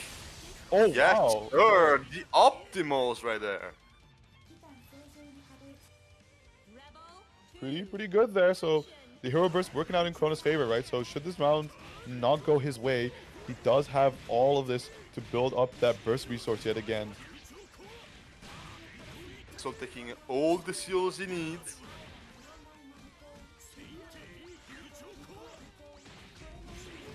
Throw connecting. That's gonna be some nice reward right there. Poison nail too. Oh, Dropping dear. the JD though. That can be unfortunate. Nice RC confirm into sides up 2 from Chrono. Break. Try to send out some drives here. The gravity seed to control the movement of Bang. Able to get a pickup. It's going to go for the drive chain here. Not going to lead to a whole lot, but still every last bit of damage counts here. Considering the life deficit of Chrono. Trying to push on forward the red RC. Good patience. Now just going for regular blocks and seeing these overheads. Going to go for a hard call out. Dash up throw. And forcing to approach it, but barely able to glide between these nails. Dash under the 5D. Big catch. Can we go into the Exceed itself? We won't, but nevertheless, pushing all the way to the other side of the screen. We do have 25-meter jumps with the Daifuka, but we've seen not be able to get the punish on this. Oh my god, that recovery is so low on that one. And Chrono right now in a precarious position. This is scary. What do we do? Exeganail. 6D catches there and does finish the plate there. Chrono Cross able to take it over High Axel 2-1. That was so precarious. Like the moment you saw Iaxel pop the overdrive while Chrono was low in health, like that is. Let's say if you're Chrono there, you're probably kind of sweating, right? You would be forgiven for shitting bricks in a situation like that, yes. Because especially with the rights, like I think Axel did have the correct seals to move really fast through with the overdrive, so could actually access a lot of the mix-ups. This character can just dish out in rapid succession, but ultimately just trying to force the challenge. Especially you could see throwing out that 5A, only that the height wasn't ever so slightly in his favor to be able to link or connect it into that 6A. But nevertheless, able to catch High Axel just at the opportune moment there to finish things off with. So Chrono keeping the run alive. High Axel unfortunately out at 8th. Yeah, and with that, Chrono will soon go on to fight Ray in loser quarters. In the meantime, we got ourselves Dullahan in losers and a surprising Rinful, making it all the way to top 8. Honestly, not in my expectations. I won't lie. It has definitely been an interesting bracket so far, right? Like many things going counter to expectations. Of course, some of them reaching its more natural conclusion, but all the same, it's been a very welcoming surprise to be able to experience and commentate this here. So we'll see if the Rinful one is able to keep the adventure alive, or if Dullahan is going to be the stop sign here. Sure. Kagura definitely a character that has a bunch of things to leverage over Hakumen if you know what you're looking for. So I am curious to see how Rinful goes on about that. Some weird rutting from Dullahan? Okay. Not ready for the Dantatsu, and forcing the burst right after. Block on the 2DA. Very nice. Good jump out, not panicking under the 5D, but the Yanagi able to catch there, down to that last bit of health to work with. Jump block on the 5DA and just sending the 4C as a punish. Dillahan taking that first round. Indeed. Yeah, so far, good stuff from Dullahan. I saw also he was making use of the fact that Kagura is one of the few characters where you can actually use 5A in pressure against. If it doesn't get hit by 5A like raw while crouching, but it will connect if done after another button. So like 2A, 5A is indeed a block string on him. Yeah, when the guard is active. Yeah. Oh, gonna go to the OD pop here. Trying to shut out the usage of burst. And that should be enough there for Dullahan to claim that first game. One dead Kagura going by quite quickly too, so Rinful, if he's gonna make any adjustments to, you know, try to take it home, they will have to be pretty soon here. The wheel of fate is turning. Rebel 1. Go game number 2. Rinful 1 does show signs of a pretty solid play at times, but ultimately succumbing to the momentum of Dullahan. So left to be seen if they can challenge that at all.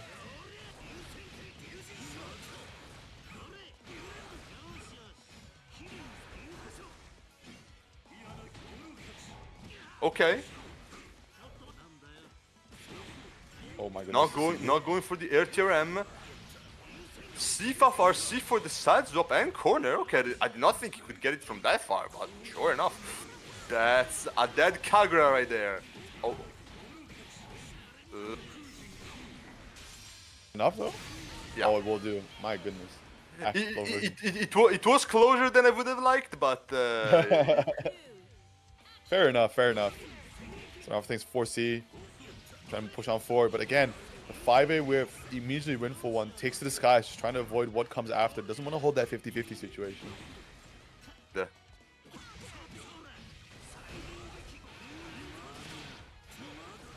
For trying to get back the momentum, gets the corner.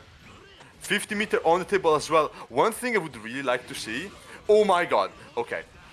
One thing I would really like to see is that Hakumen is a character with a very funny hurt box. So much so that Kagura can use JC as an instant overhead in this matchup. Oh dear. Oh no, jumping a little too early there. Ooh, not connecting though. Oh, Zantetsu The though, foot is Zantetsu though. And that would be Dullahan closing out the game. Lean 2-0. Unfortunately, might be a case of not too well versed in the Hakumen matchup there for the Rinful 1, but Dullahan making quick work. Moving on forward to be able to face off against Eisenthal later, but first, we got to take a look at the other side of the losers bracket.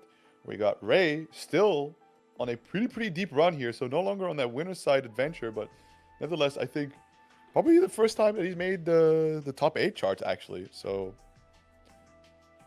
anything else now after this is just all a, you know, it's a fun little bonus. Yeah. Yeah. Very good run so far, but this begs the question, can we keep it alive? You know? That is true. That is true. And speaking of fun little bonus, right?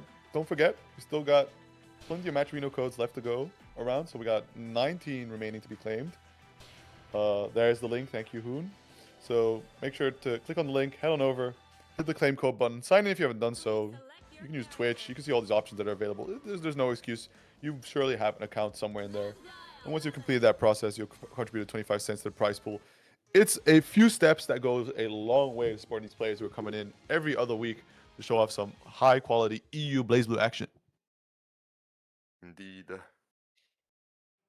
So, I know the players are not particularly fond of this matchup. Surprisingly, Azul does actually have some pretty strong options to get in on her. But obviously you first need to actually see how it goes in practice, and I'm curious to see how that one goes. You know, since they're playing Motorhead too, they probably, you know, I would forgive them for just Alt F4 and be like, no. But solid back dash. Is that the excuse you were going with if someone alt force? That's the excuse I would go with if I heard Motorhead. I'm just like, oh, I lost that round start. Alt F4. It was actually Motorhead playing. I'm good. But yeah, Ray trapped in the corner. Had a pretty solid backdash earlier to slip through the optioning from Chrono, but seems to be playing a lot more careful and stabler now to just not allow Azrael to just gimmick his way out of this. The patience, a lot of defending, not using the barrier gauge where he shouldn't, and just like that, able to find one solid Gustav, and immediately the burst as a response there from Chrono. That getting a big confirm weak point is still on. That's massive. Not quite a kill even if it was to spend overdrive. Wait. Well, hold on. Wait. He seems to think otherwise, and he knows. Never mind. My bad. Ray Sorry. knows Look, Ray I knows won't the say range it on his again. character. Look, I'm sorry. I didn't mean it. You know. Ray is a data knower, an information haver, a technology downloader when it comes to this Azrael character, right? He knows the exact ranges. Rarely do you ever catch him being wrong, especially when just popping the overdrive like that for the Blackhawk Stinger. Alternatively, you could say I'm lacking critical information. What can you Lewis. do?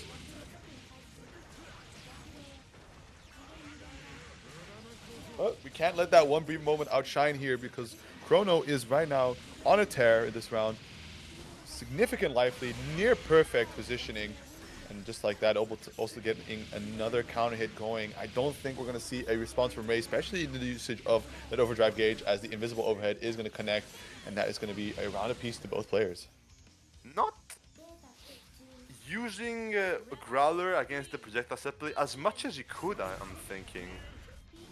That might be the case, but we've seen with the Sickle, for example, right, that he does go for the wake up Growler field, but it just lasts so much longer that it does catch him on the recovery, and he can't cancel into the projectiles because then he just gets hit and loses his stock. Yeah, like he cannot quite retaliate if something on him is still active because he doesn't get any invul transferred from the Growler. However, like he can, to be fair, just kind of do it. Like he can't. The recovery when he absorbs something is not punishable. So you know. Look at the rollout though, but 3C catches, trying to go for a little burst bait action. The Oh my Growler god. catching the Act Parser, JA barely connecting there. And Chrono understands to not give any momentum over, especially to a character like... Oh! Yes, solid burst. Okay, the burst is safe. But the 4D will be tagging him, and that will be Chrono taking the first match. The interesting thing actually though is, I don't know why Ray is trying to actually react to the overhead coming out in the drive chain, because unlike New, right, Lambda doesn't have a low option in her projectile game. She does have Act Parser, right? Act Parser try the low, but at that point when you start seeing her dash across the screen, you get a clue of like what's coming next. So you should switch your guard from there. So in general, you should just be stand blocking against the drive. I don't know. I feel like yes, like she doesn't have a projectile low, but just the Act Parser, especially if Lambda as RC, is a good enough threat, I would argue. Where like anytime she has RC, she gets a full come off of that on reaction. Is like that can be pretty nasty, I think. I suppose. Maybe we always gotta start believing more like SKD and saying it's reactable. Ooh, I think he was able to carve something there, because definitely a voice line played off, but ultimately working out very nicely in Ray's favor here. So we're securing the first round in game number 2, though it did cost a little bit of resources to get there, so not quite recovered in that department. Indeed. Gravity confirms coming in. Okay, not getting the ideal Loki, but sure. Oh dear. Yeah, Ray not ready for that one. Chrono not on 50 meter quite yet, but next touch could do it potentially. Especially look at the forward dash, getting put such control. Oh, Oh wait. what? Okay, no. I think maybe he thought like he could get the sliding knockdown counter hit and then get a pickup from there. Not sure. That was definitely the idea, but I guess it didn't quite work out. Oh, Ooh. big baits happening though right now. It shouldn't be enough to kill yet, but Next Ray touch set up for should the do next- it. Double weak points. Wait. 75 meter. he Ah. he could have maybe gone for the unblockable. I wasn't really paying attention to Chrono's meter at the later stage, but I felt like that might have been an option. He could have, but I don't think he would have killed. No, but you definitely push Chrono into an awkward situation. Yeah, for sure.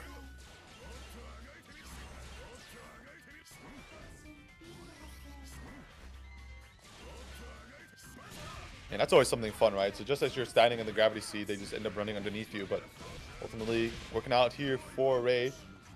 Able to get the upper weak points, did a little bit of damage. Not able to press the button at the right time, but what? One. Okay, not a counter hit. Big mash with the 5A there, anti-airing the overhead. Tries Oh. to 4D with the overdrive, not working out. Now in a bit of an awkward spot here. Oh, catches the jump. Does have 50 meter on the table, and I think that should be it here. No, Not one more gravity quite. seat set. Azul is a chunky boy, but that will do it. And Chrono taking it 2-0, moving on to semi-loser finals. No, Yeah, loser semi. I'm tripping with my own words here. Help. It's okay. It doesn't help that the challenge isn't doing any favors by calling it losers round 7. But yeah, unfortunately, that is going to be the end of the run for Ray. I don't know if he was streaming this whole time, but I guess around now we should expect the raid. But yeah, no, really shining performance this week, especially just consistent upsets really early on that caught all of us by surprise, which is like, yo, Ray with the potential, So maybe we'll get to see a little bit more, especially if the S is coming along nicely, right? You should be able to cover some of these painful matchups where Ezreal is really in a bit of a struggle bus. Because I would almost consider that Ray could opt to play S into Lambda, right? Just for the sheer sake of having regular dash movement, especially on the upper end of speed. I feel like it's not much of a matchup issue. If anything, I have more than once seen like Lambda players argue that it's actually Azul favored. So, but who knows? Okay, interesting. I won't deny the experts' their opinion. Yeah, that is definitely interesting. Nevertheless, we gotta move on here as it's gonna be Eisenthal versus Dullahan, right? The almost mirror matchup. Close enough. They both got the funny parry super, so yeah, I'd say that checks out. Actually, they both got terrible anti-airs. Well, one terrible anti-air. Ice not ready for the Zantatsu here. Bait on the 2D, we got our crouch confirms. Ooh! Watching micro dash Sekaijin not landing his mark. Dullahan able to find a beautiful counter hit here, able to lay on the damage, keep as much of it meterless as possible until the very end, securing that knockdown. But it's Eisenthal on the advance. Stay blocked. Just like that on the air dash. Press that 5D, slams him into the corner. That's the first round going to Dullahan. Indeed. 2. Action. Oh.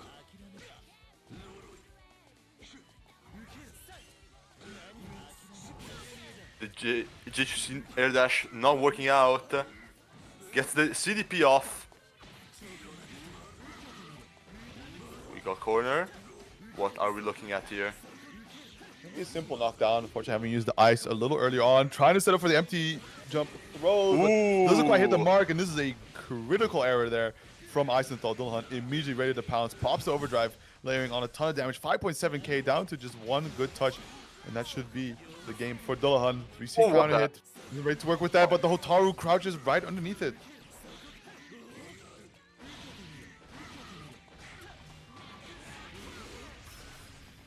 with the 5D just like that.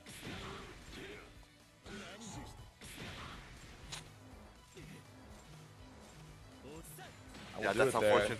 Ice attempting to go into RC for the kill combo there, but Dullahan just on that 5D while in hit stun.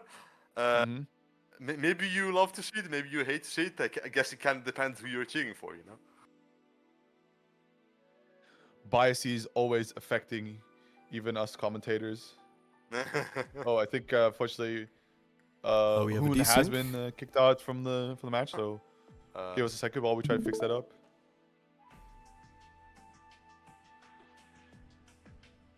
You know, this tournament was going a bit too smoothly, you know? I mean, this is more, at least the difference between what we had before and this is that, you know, the bracket continues. It's just a hiccup. Whereas before it was just the bracket stop. We don't want that. Ready for the Zantatsu reset, and ready with the Choo-Choo-C punish on the 5C, and clean round taken right there for Ice. Late there. Staying alive so far.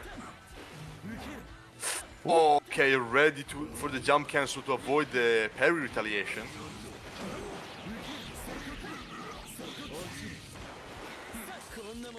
Right, catch with that 2D once more. Both players just flying around one another. It's gonna be Ice just tagging. In such a situation that Dullahan is actually compelled to burst. Kind of rare to see that coming out from a Hakuman who typically values OD so highly, right? For just the free Magatama you get from it. You won? Indeed. All the nicer if you're Ice. Granted that we can take this round. DP is out. Who won the last match? Oh, we won the last match. Was Dullahan, who is now on set point. Yes. Isenthal, though, with burst available, so has the do-over button, and maybe even right with the right starter, can go into the really cool OD routings where even the C normal started applying that ice effect.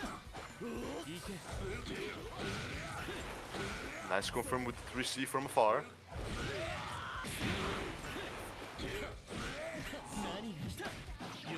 Ready to bear the ranked to make the second hit with. Very nice. Oh! Clean confirm here. Trying to chase one another. The JD, but it doesn't scoop up, actually.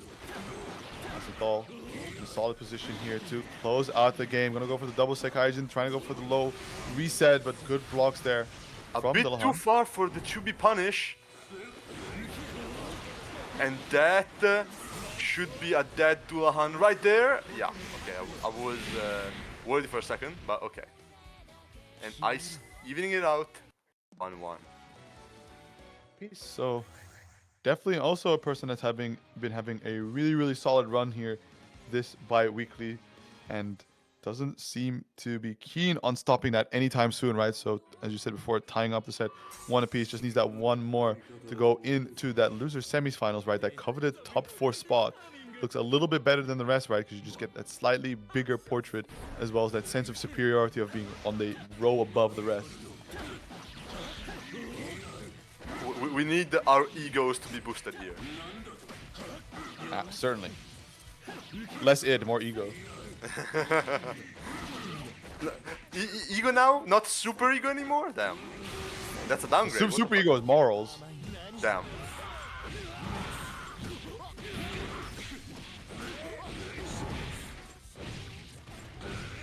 Insane Okay. routing there from Dullahan.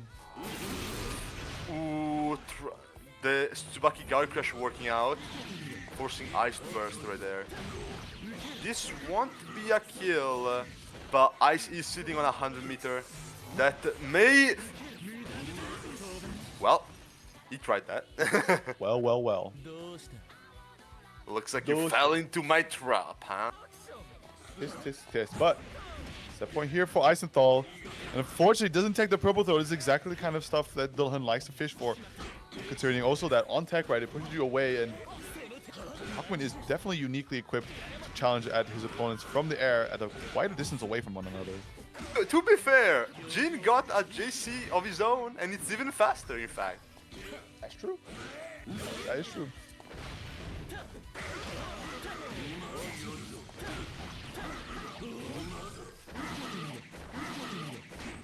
Nice little reset.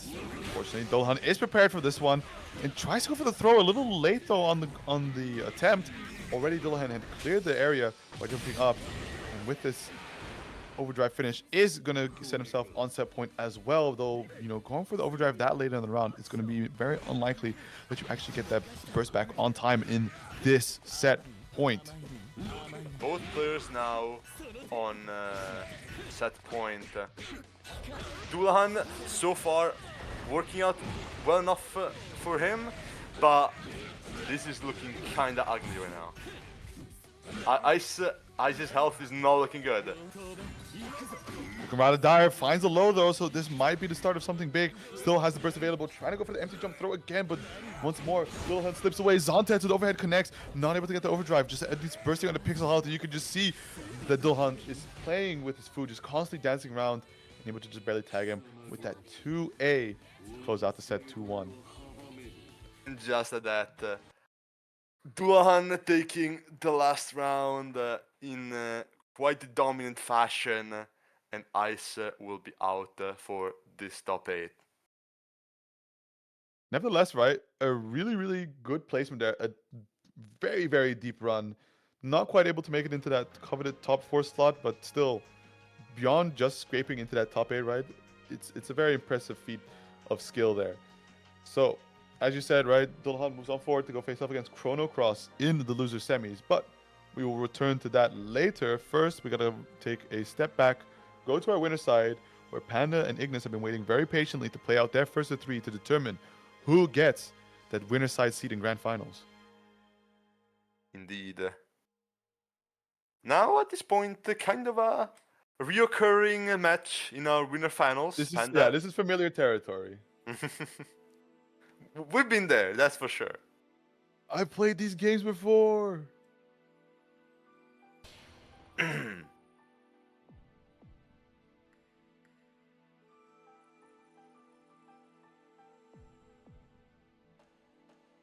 But indeed, this can go really either way, and I think it just largely depends on who woke out of bed with 8 hours of sleep and who didn't. As we've seen Ignis take this with resounding confidence over Panda and vice versa. I mean, look, before it was like Ray being tired and straight out of work, so maybe the sleep is not what matters here, you know?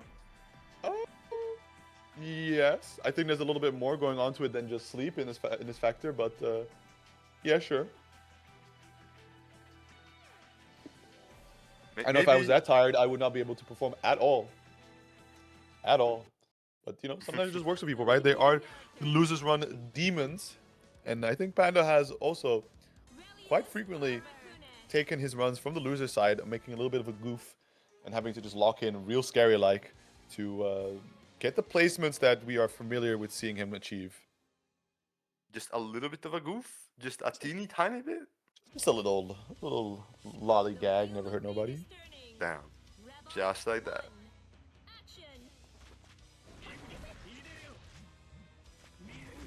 So, I hope it's not glitched on Panda's screen, but as we see on the stream right now, is that is not Ignis cheating with an unseeable palette. It's just that it didn't load incorrectly. Huh? Wait. Oh wait, what the? Oh, I'm seeing the what the? What is that? Yeah. Hey? Yeah. So Forbidden Arcane technology, don't worry about it. I Clean mean, burst there. look, you gotta take all the advantages you can get, right? Yeah, especially against Panda, right, who is very, very familiar with the matchup. As you saw, that burst going from a distance, it didn't necessarily connect into Ignis, but it denied him the activation of the curse to be able to build it up and possibly Very good lead lane to avoid even having to block the spider from full screen. However, the wife is dead right now. Oh, very good pickup there. Going to purple throw, which will be teched, but as that happens, you'll be able to close off the round pretty confidently too. Yeah, certainly. It did have cost the burst at the end of the day, but taking the round lead does mean you have opportunity to recover it later on, or as a matter of fact, right now. Burst being spent there from Ignis, trying to keep an advantageous position of Panda locked in the corner, and with the overhead, should be able to secure himself. I think that should be Curse Online, yeah. And now it's a question of how will Panda navigate to get out of this situation? He doesn't. He blocks it. He's clutch. Never mind. He's not blocking it. There's only so much you could do, but also just making sure to check if Ignis indeed has his no-tech routings. Just hanging back a little bit, taking a few blue beats, no biggie. Tries to force his own overhead, but Ignis just ready to mash on it. Okay, that's a pickup. Nice conversion. Hey. Oh, that's a big counter hit here. I don't think it's going to be enough to kill just yet, but at some point, yeah, Panda is going to commit that last bid. Able to get the duo buys to connect raw. Is this enough for the kill? Yes, it is. Unnecessary pepperoni, but... That's true. Pepperoni can be very unnecessary. But the clutch performance there by Panda kicking off this set here, but they got quite a ways to go, right? As a reminder, this is going to be played out first to 3. So Ignis does have quite a bit of room to adapt, right? Take some losses here and there, piece together what his strategy is going to be to overcome Sir Panda. But of course, you can't let it run too late now. Otherwise, you won't have enough room to adapt. Or at the same time, right? The rounds in the games you start winning offers space for the opponent to counter adapt back. Yeah, I'm liking just the way Panda's showing off some like stuff that's like if you aren't like very aware of the matchup, you just won't be doing like the burst from afar that you would think is accidental, but actually it's preferred because Kune has no way to bait out even. Right. And then you have things like doing a lead lay on the full screen spider to avoid even getting like the cheap curse from blocking it, right? But even somebody like Panda with immaculate defense does get caught up by just a standing overhead though. We're back into the blocks, the lead lay forward, but unfortunately not able to get the punish, right? I don't think it was the right amount of recovery or the right amount of recovery on a normal to be able to just lead lay through it and get an advantageous position. But counter assault, trying to chase on forward, but there's still a lot of curse left to work with here for Ignis. So just commits to holding down Sir Panda, and with it is able to secure the round off of it. Yeah, I'm afraid, despite of how well versed you may be in the matchup, in front of curse we are all mortal, right? We are all equal. We are all Ooh, friends. that's gonna be a big combo there. Okay, resetting for the fuzzies, sure. Why not? Just push the damage lead here with some unreactable overheads. Ignis dashing forward out of the corner. No burst to Panda's name, so this is not looking too hot here. Ignis does have 50 meter and overdrive unlock. This could end very badly soon enough. Manages to get the CA out though. Oh, that's the roll catch as well, but hasn't really been able to convert it into meaningful damage as of yet. Able to get a few hits on block here against Raelius, so the curse gauge is charged up fairly some, especially with the active flow running, right? Is able to get that burst back possibly sooner than later. What he might be looking for is going to be that overdrive, but though Panda isn't going to let that happen, able to catch the roll there with a jump normal. Yes, that was some interesting Oki right there. Like, I'm not sure how much I've seen that before. Just this summon in the air and roll catch with JB, sure. I mean, it worked out, you know? It's very, very hype here. Big say tags. Panda still no burst back from the previous round. I have to ask you to hold this curse, sir. Hold his curse, hold his damage. A blue beating just to check if Ignis in fact has this reset routes. Quick get up is definitely a choice from Sir Panda. Trying to hang on to that burst for as long as possible. And you can see also Ignis looking to bait for it. Ooh, that's a big misinput there. Not getting the 6D for the conversion. Wife is dead. He's gonna stall a bit with this combo, but she's not coming back for a bit now. will have to survive without her. And we will Oh. be able to. Getting the fiddle. It's almost pretty simple, but able to get the bait, a little taunt for the road. And just What like the- that, a one and a two goes into the super. Panda, with- I hate you. Panda, I hate you. Uh-oh. Uh-oh.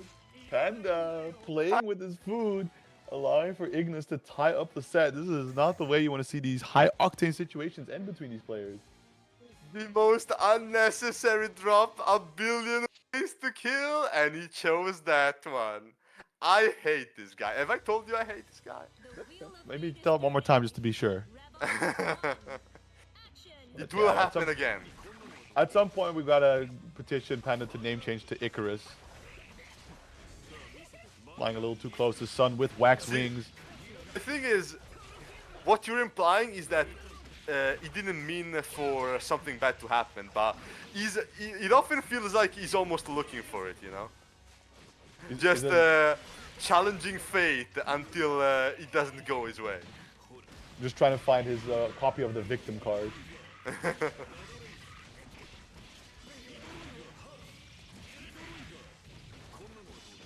Driven damage starting to look a little bit more too formal with respect to Panda, but Counter Ultimate out there from Ignis. And the Chuan for decomboing from that. Cool, okay.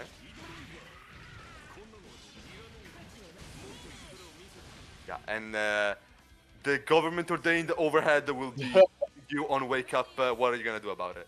Rebel You're gonna cry maybe? But again, Sir Panda taking the lead in the set, just needs to not only surpass Ignis, but his own worst enemy, himself. Oh my god, this summoning in their face like that. Okay, cool, fair. Feels the aura. Don't chase him down the Magna Wheel, but back JA. Clears the wife off the table, though. Concerning where they're standing, it's very easy for Trying to Relish bait to out just redeploy. Rotex, but Ignis not biting here.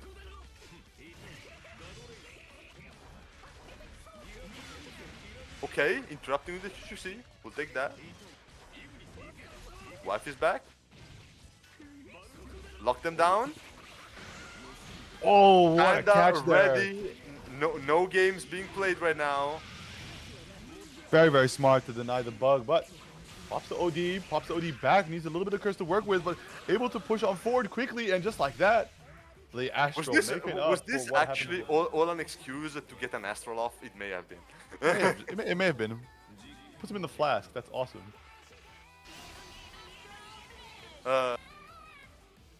Arakune in a bottle.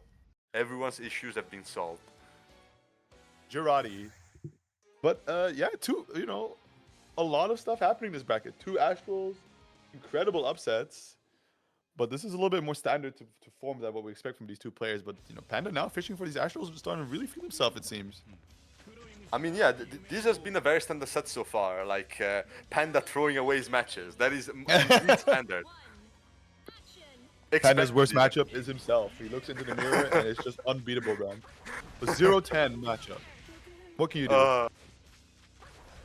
Like, I still remember time he was playing like in grand finals also against Ignis to earn his outplayed ticket, and he didn't win the round because he chose to taunt mid combo instead of just finishing it. Yeah, but imagine if with the taunt he was able to just still finish it, If you think about the aura points, right? See, that's the thing. He doesn't expect it to finish. He just did it anyway. This is who we're dealing with.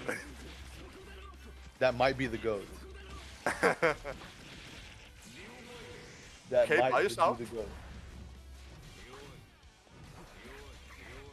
Trading some curse meter for 50 meters? Sure, that works. We get a knockdown off of our CA because we love that. Nice air throw right there. And that's gonna be one dead Ignis. Panda now on set point. Relius, win. Oh dear. 2. Action. And Runs especially the considering Chuan. that it's like tricky as is, right? Like for Ignis, who if this doesn't go his way, right, has to play it from the loser's side, makes it back into grand finals. That's going to be an incredibly long road to be able to take it over Panda. But you may at the same time be able to just, you know, catch him being bored. Because, as always, tap sign, Panda's worst matchup is himself. I mean, see, the thing is, Panda is rarely bored. More likely, he will just be up to some devious acts in the meantime.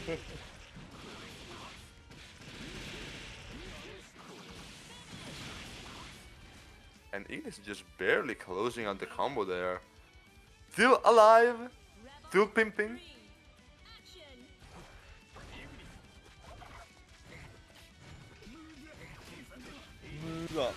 Big opener. Gonna go for the burst there to cut the momentum short. We're trying to challenge here, using the doll to cover against the spider.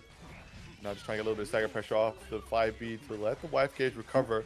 But you have The to survive spider onslaught. in pressure, interesting. I wonder if that was a misinput, actually. Could be. 2-1 for C, hold them down. Those IBs as well, building up a lot of meter for Ignis. Though the question will be to see if he gets a chance to use it, right? Can't find it on his wake up, but just the fact that, you know, yeah, you just set up disjointed pressure. You don't even need to commit yourself. Try to do a reversal. Rarely just blocks it and punishes it. And with that, Mr. Panda. Yeah, like moving on forward into IB. the grand finals. Yeah, IB can definitely open some windows of opportunity in release pressure that you may otherwise not have access to, like when he does 2C into 6D into jump cancel, Yep. or in that case, 2-1 for C, like there is a gap between the second and third hit only through IB. So those are something that you should definitely go for if you have the chance and could possibly exploit, but even then it's not like Radius doesn't have answers to it. And Panda here just showing that he was indeed ready for whatever Ignis was up to. It could very well be that. Yeah. It'll be interesting to see how and if Ignis can approach it from the loser side again, where if he has managed to learn anything with regards to how Panda is performing right now. But it just definitely seems to be very, very solid momentum, especially just being able to block majority of the bug mix-up as well, which is a very scary concept to consider when you're piloting Arcune, where, you know, typically you just run this and it's nigh, you feel like it's nigh guaranteed you get the opening. But, you know, even if you go try, even if you talk to Ignis, like, he'll quickly let you know that for Arcune pressure, especially under the bugs, there's always going to be a tell towards what his next mix-up will be, right? Like, is he going to swap with you in the corner for a frame, which you have to then completely reverse your inputs? Or is he just going to turn invisible and throw you? Like, there's always going to be some small things that says you look for this and this and this, and then you should know that why it's going to happen. However, You're still guessing. Yeah, there's still some final options there that he has to really just kind of blow you up where it's like, yeah, nice try, nothing works for you. Well, we wait for our next, for Chrono to come in. I will be going to the bathroom a second. Alrighty, well, while I was going to the bathroom, you saw earlier the flash indeed to claim his match Reno codes, right? Don't hesitate, we still got 16 codes left to be claimed. And if my math is mathing, we have plenty of viewers left to be able to complete that process. So don't hesitate, support these players as we're reaching the twilight of this bracket, right? We're going to be experiencing the final first of two here. Going to be Dullahan versus Chrono Cross. And this one is typically one that you could consider quite a disaster of a matchup for Chrono, right? The fact that a lot of Lambda's presence is based around the projectiles. And when you're facing off into a character that is sword normals are solely designed to delete projectiles, replace it with his own, Chrono is really going to have to focus the play around the normals instead. So we'll see how that comes into fruition, or if Dullahan just has the layup for an easy path into the losers final. Starting off with his opening interaction, retreating away, able to catch with the JD.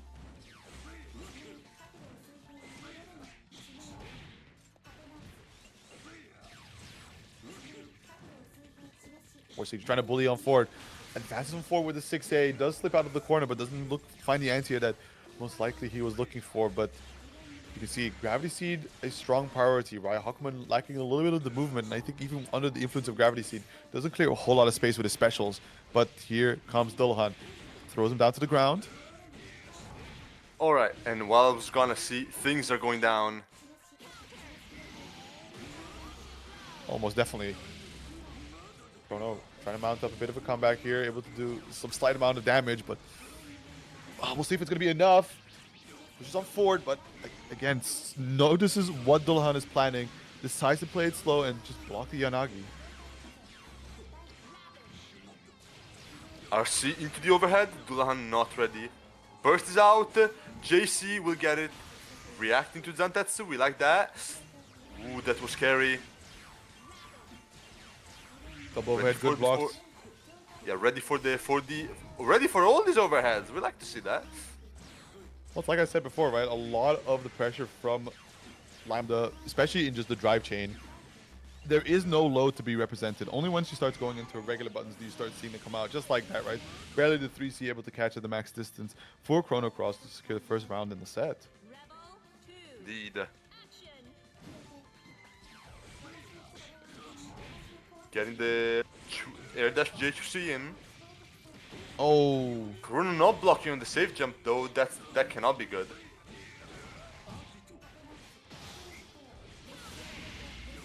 Nice 2C anti-air. Not quite getting the counter to confirm, I think. But nevertheless, getting the corner here. Dullahan not yet with the burst back, but it will be coming online soon. What are we looking at? I mean, maybe he's going to have to start using it sooner than later, but most definitely he's looking to preserve it in any way, just like this. Was on forward, jumps away, does not want to have to deal with the immigration customs of... Ooh, hold on. Okay.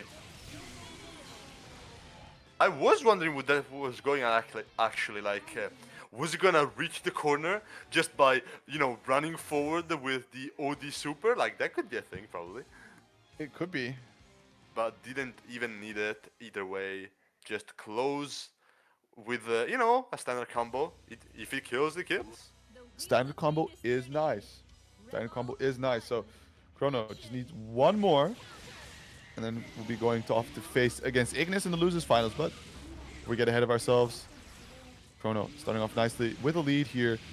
Being Dullahan trapped in the corner. Unfortunately, not able to secure it all the way as he does dash out, but immediately primed with the 2C there to punish, get that anti-air, and you can start seeing some of the shortfallings, or shortcomings, excuse me, of this matchup, right? Just being able to jump in aggressively, cut away a projectile, and just move uncontested a lot of the times. Anti-air with the 2A, with the 6A working out. I don't know. Yes, it can, okay. I was worried for a second there. Hakumen is a chunky boy after all, but the super will indeed be enough. And Chrono now on set point. Because reminder, but this is no longer FT3 for now at least. For now, yeah. The last FT2 of the evening. And Chrono off to a fantastic start here in set point. Is going to be painfully separated from his birth for quite a while, but able to push on forward, not fearing the projectile there. Set after the cut from the from his own projectile. Can we jump away in time? We do. Yeah, and the JC hitting cross up too. Not quite close enough to the corner to get a combo off of the Rekka, but that one will instead do it, and that will be Chrono taking out Dullahan and going to loser finals with a clean 2-0. So far, that has been a very good performance for Chrono. It really has. Oh yeah, absolutely. It's being able to, I think he's able to place above his seeding here, right? Expected to achieve fourth, so minor upset there, as normally Dullahan on that third spot, but actually pretty good props there to Hoon, despite some of the upsets, right? The top four still coming around where predicted, only now a slight deviation. And Indeed. going into Ignis versus Chrono here, I think it's a pretty good setup here for Chrono, considering that Lambda can control space really well. It is going to be, I think, a little like there's going to be a thin margin of error, where if Chrono opts for the wrong drive, Ignis is able to slip on by and just like that put you in the vortex. But in general, right, with the likes of 2D and 6D, you do really have good space control of where Arukune likes to be. So most likely you might actually see him play around just his forward dash, which is kind of rare, or just really looking to gap by expertly navigating around the anti-air firearms. Okay, but I'll have to stop you right there. You Okay. mentioned Arakune and Gap in the same sentence. Sometimes it has to happen. Sometimes Arukune plays into Lychee. Mm, um, I'll reluctantly agreeing for now. Yeah, but this character is evil. Don't get me wrong, but it's like the Jin, like Isenthal's Jin before, where the character does gap, but there are situations where he could just really make you feel like that was absolute BGs. Okay, tries for the Chuan for B feint.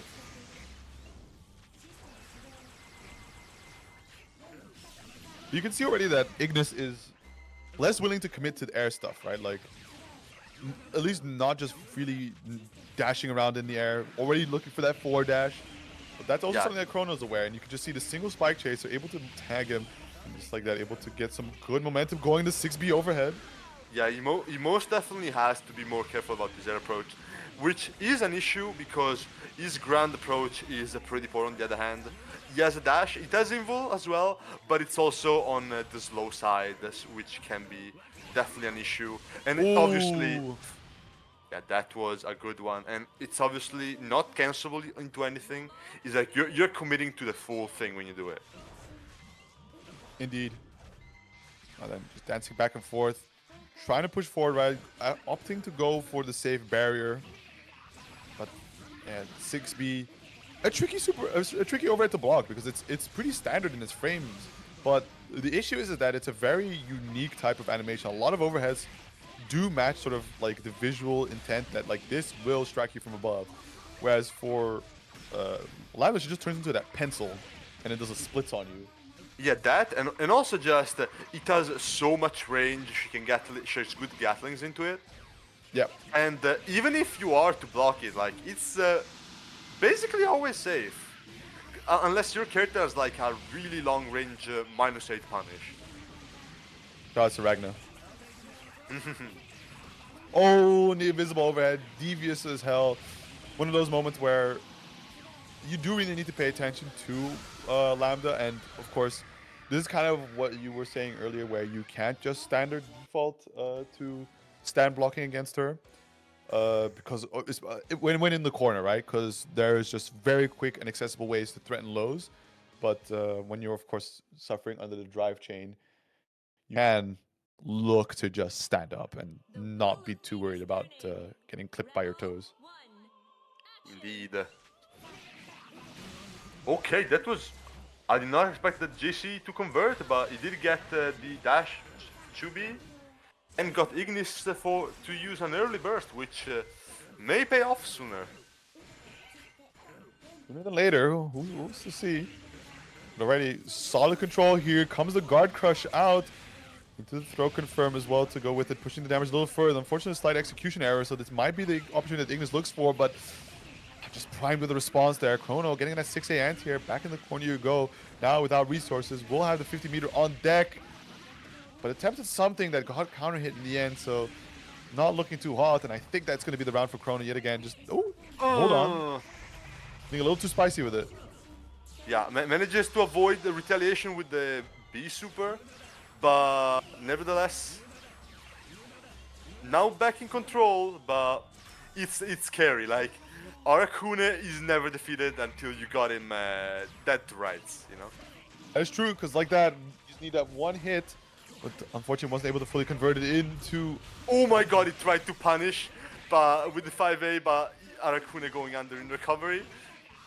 I'm surprised that he would opt for 5A, especially just that he slipped on by, but nevertheless, makes it work, and in the process also takes away Ignis' overdrive, right? Having spent it having spent On an early burst? the burst gauge on an overdrive, excuse me. Yeah. Manages to tag with the 6E. Not quite close enough for the follow-up, but he will be getting the guard crush into throw. Okay, tries to stagger with the drives. Interesting options. Yeah, but I mean, look, the awareness from Ignis, despite of how dire it's been to actually get a moment to play here, he's still very, very focused on the happenings of the pressure that Chrono is running to be able to see, like, oh, he's going for something where I can slip out by Bug, barely able to catch him, but not leading into too much more. ODR straight through the overhead, and I think that should be another game in the pocket for Chrono now. One away from that Grand Finals loser side. Yeah, Chrono right now, just looking really dominant, I have to say. Mm-hmm. Like, Ignis is trying to scramble for, you know, those Arakune one hits into, you know, kinda shake my hand. Yep. Because he is struggling to play neutral, but Chrono is just keeping it really safe, not really letting any opening so far. We see Yes. now, though, Chrono is forced to use the burst. But that means it's off the table if Ignis... Whoa! Another one. Oh, yeah, I think this is going to be one of those things that, wow, what a play by Chrono, man. Just dashing forward, avoiding the party bug, being able to low prof underneath it. Now trading places, baits out the counter assault, but doesn't have the punish for it. Nevertheless, able to get a good starter all the same. There's going to be, I think, one more interaction away from... Yeah, just going for the Spike Chaser, the invisible overhead. And that is going to be set point here. No! Oh, no, no, no, no, no, no. That's rough. That, like, if Ignis was not looking too good of a spot, given that this is now set point for Chrono, that burst might have made it worse. Yeah, because, like, even if you think about it, like, consider that Ignis can run this entire thing back if he gets one touch, right, puts you into the vortex. Bursting in that situation sends Lambda or sends Chrono full screen, who really does not have to worry, right? He could just be as unconcerned as he likes, just stand at full screen and says, like, this is good, I'll be fine. Hold on. Manages- Catch a hit. Okay, manages to use the super and actually have it connect, which is quite a bold choice, I won't lie, given that Arakune is very easily able to stay completely safe from basically anything during Curse. Nevertheless, though, Ignis manages to get his round, staying alive, but we'll have to see if he can keep this on. Now cornered. Oh, dear, that is... Okay, we didn't get a No punish there. punish Very the overhead. Yeah, that's very unfortunate, but thankfully, right, the EA from Arakune does go for the side swap. Nice 5A check. Yeah, big dash there from Ignis. Oh, Drops the that's... combo, but Chrono's still in the blender. Yeah, I think... Oh, hold on. Counter assault, put him into the corner. Oh Find god. the panic. Is there enough time for Chrono actually to be able to get the overdrive of the burst back? But I You think can even get then, it, but I don't know how much it matters. Oh! Yeah, force him to block. Oh, you need to be careful with pressing there, especially because he's able to send out the boys, but... Okay, manages to outlast the curse. Gets the low into a C for a full combo. This is still alive. Ignis is about to get burst. Push on forward, teleport out, able to hit on both sides with the JC there. Good blocks on the projectile, advance on forward, big crush trigger. Look at the damage there on the barrier gauge, but chasing there air to air. Finds a snipe in the sky, and Chrono just barely clutches it through there, securing that 3-0 finish and eliminating Ignis, going into the grand finals from the loser side to face off against Sir Panda. That was a hell of a close round at the end. Really props to Chrono, honestly. Like, there were so many occasions where he could have just slipped and let Ignis take the round. Like when he was on a sliver still in Curse, or when Ignis, you know, got his burst back. That could have been pretty unfortunate. But despite all that, he manages to still take the last round he needs and take it to grand finals now up against Sir Panda. Indeed, and now this one is going to be a really interesting one to play out because uh, now I feel like Sir Panda or like Raelius is definitely decently equipped to deal with projectile-based characters, right? Like you do have the wheel to just send on brute force their way through this stuff. Um, Otherwise, of course, when the doll is on the screen, you can just go for 6Ds, which is designed to destroy projectiles. Ignis is still in the room. That's what's going on. Mods. Mods. Crush is cold. Thank you. I'm expelled right this instant. There we go. We can hop into this grand finals action. So I think there's going to be a lot of room for Sir Panda just to brute force his way through, especially with how the doll interacts with projectiles to just overall destroy them.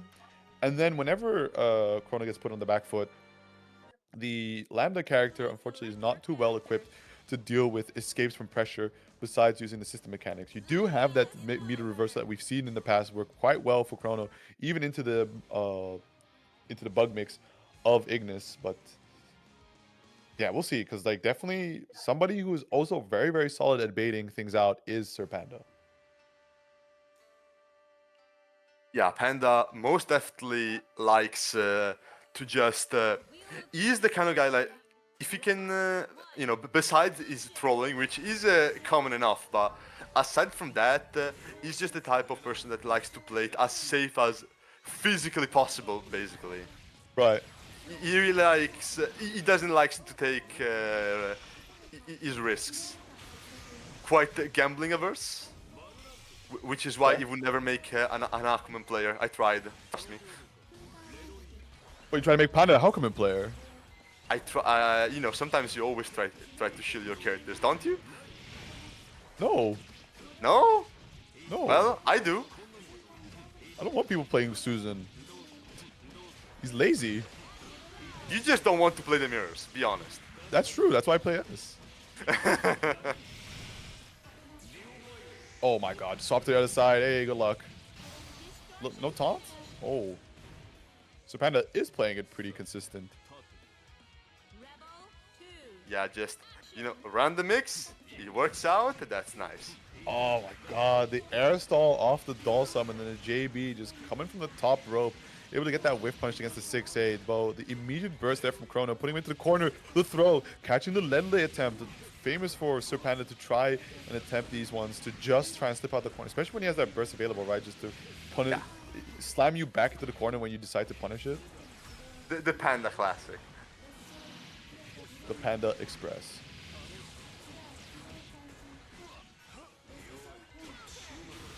Okay.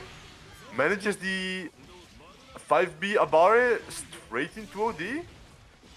For side swap and all the doll meter he needs. That's cool. Rise for the Fuzzy. Messed it up though. Manages to get the RC to regen just in time. Ooh, and the bias to bait the CA. Ow. Not even getting the chance to get his burst back. Okay. And looking really dominant right now. It's looking pretty dire here for Chrono, because not too much have we been able to see something come out of him, right? Like Panda has been overall all over him with very, very domineering control. Sometimes there's a slip up, but like it's in these really small minutia, especially right now where Chrono has to completely maximize the opportunity given that Panda is now locked in here. But just the awareness, man. Look at him very close. He says, "Oh, that's an air dash. Hold this 2C." Command grab resets, okay.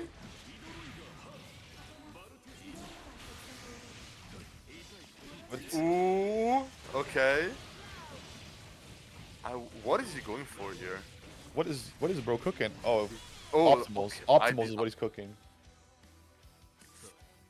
It's so bleak because I like. Actually, no, I'm lying. I don't like the attempt of the overdrive right there into the into doll moves. That's the last thing you want to ODR because Rayleigh just kind of stands there and goes like, yeah, now what? Like, not even, a white commentator lie, just, no, you know what? I did not like it. No. There was no potential in that one. It's just like an unfortunate frustration moment, which can catch all of us, right? Like, there's been many of times that people just ODR'd on A normals. I mean, like, well, they're plus in my face, but I got scared, okay?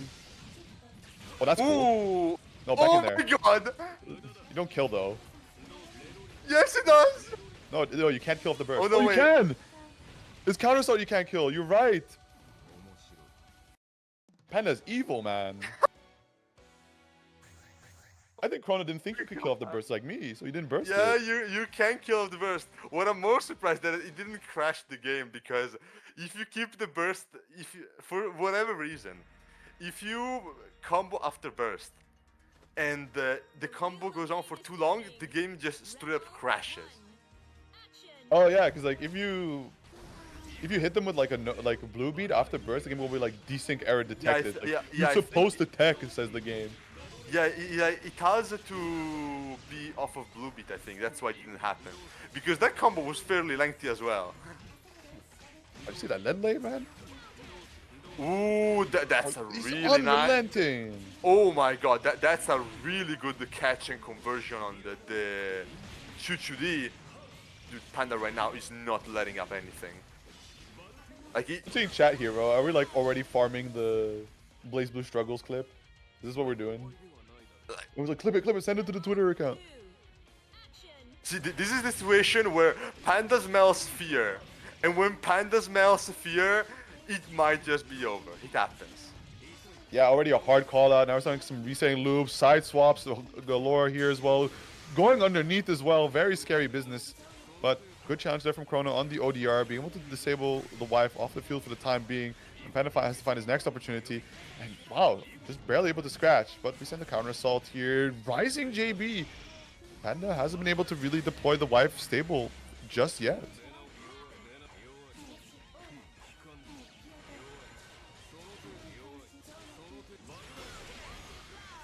Manages to get the wheel out. Side just Chrono. Oh yeah, pushes Chrono it now right in stuck there. and goes for the fuzzy mid block string. Wife is Oh. dead though. Oh my. No. Yeah, Forcing has to Chrono burst. to burst. Yeah, good chicken blocks, very smart. But like this is okay. Hold on. Getting Pro the might have a 6 start, AM but there here. is the burst available for Sir Panda, who can just look at this and go like, I don't care, get off of me. Okay, fade away.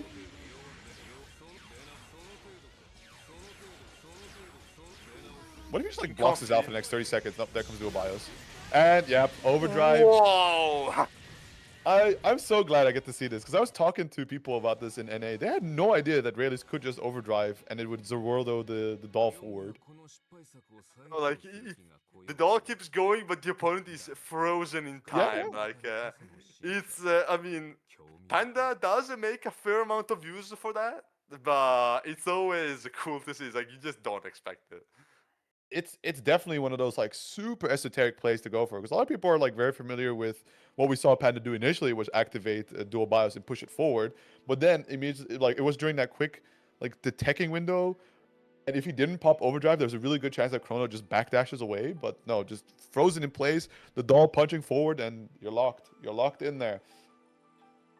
Panda taking the number 45 BlazBlue EU Open bi-weekly with a resounding 3-0. Just an absolute insane performance. Monstrous. Yeah, very good stuff. Like clean run from Panda, you love to see it. But also just very cool bracket in general. As we said, lots of upsets happened today. Not something you always expect, No, and it's definitely a pleasant surprise. And I really do hope that this is something that further motivates the people that did end up winning their upsets, right? To kind of demonstrate that nothing here is set in stone, right? Like, so long as you keep dedicating yourself, learning the basics of Central Fiction, at some point you can get up there, right? Like, Ignis and Sir Panda aren't the end, right? They aren't the final stop. You can make it. Remember, there is no such thing here as a good player. They're all bad. You just need to go expose them. Or that.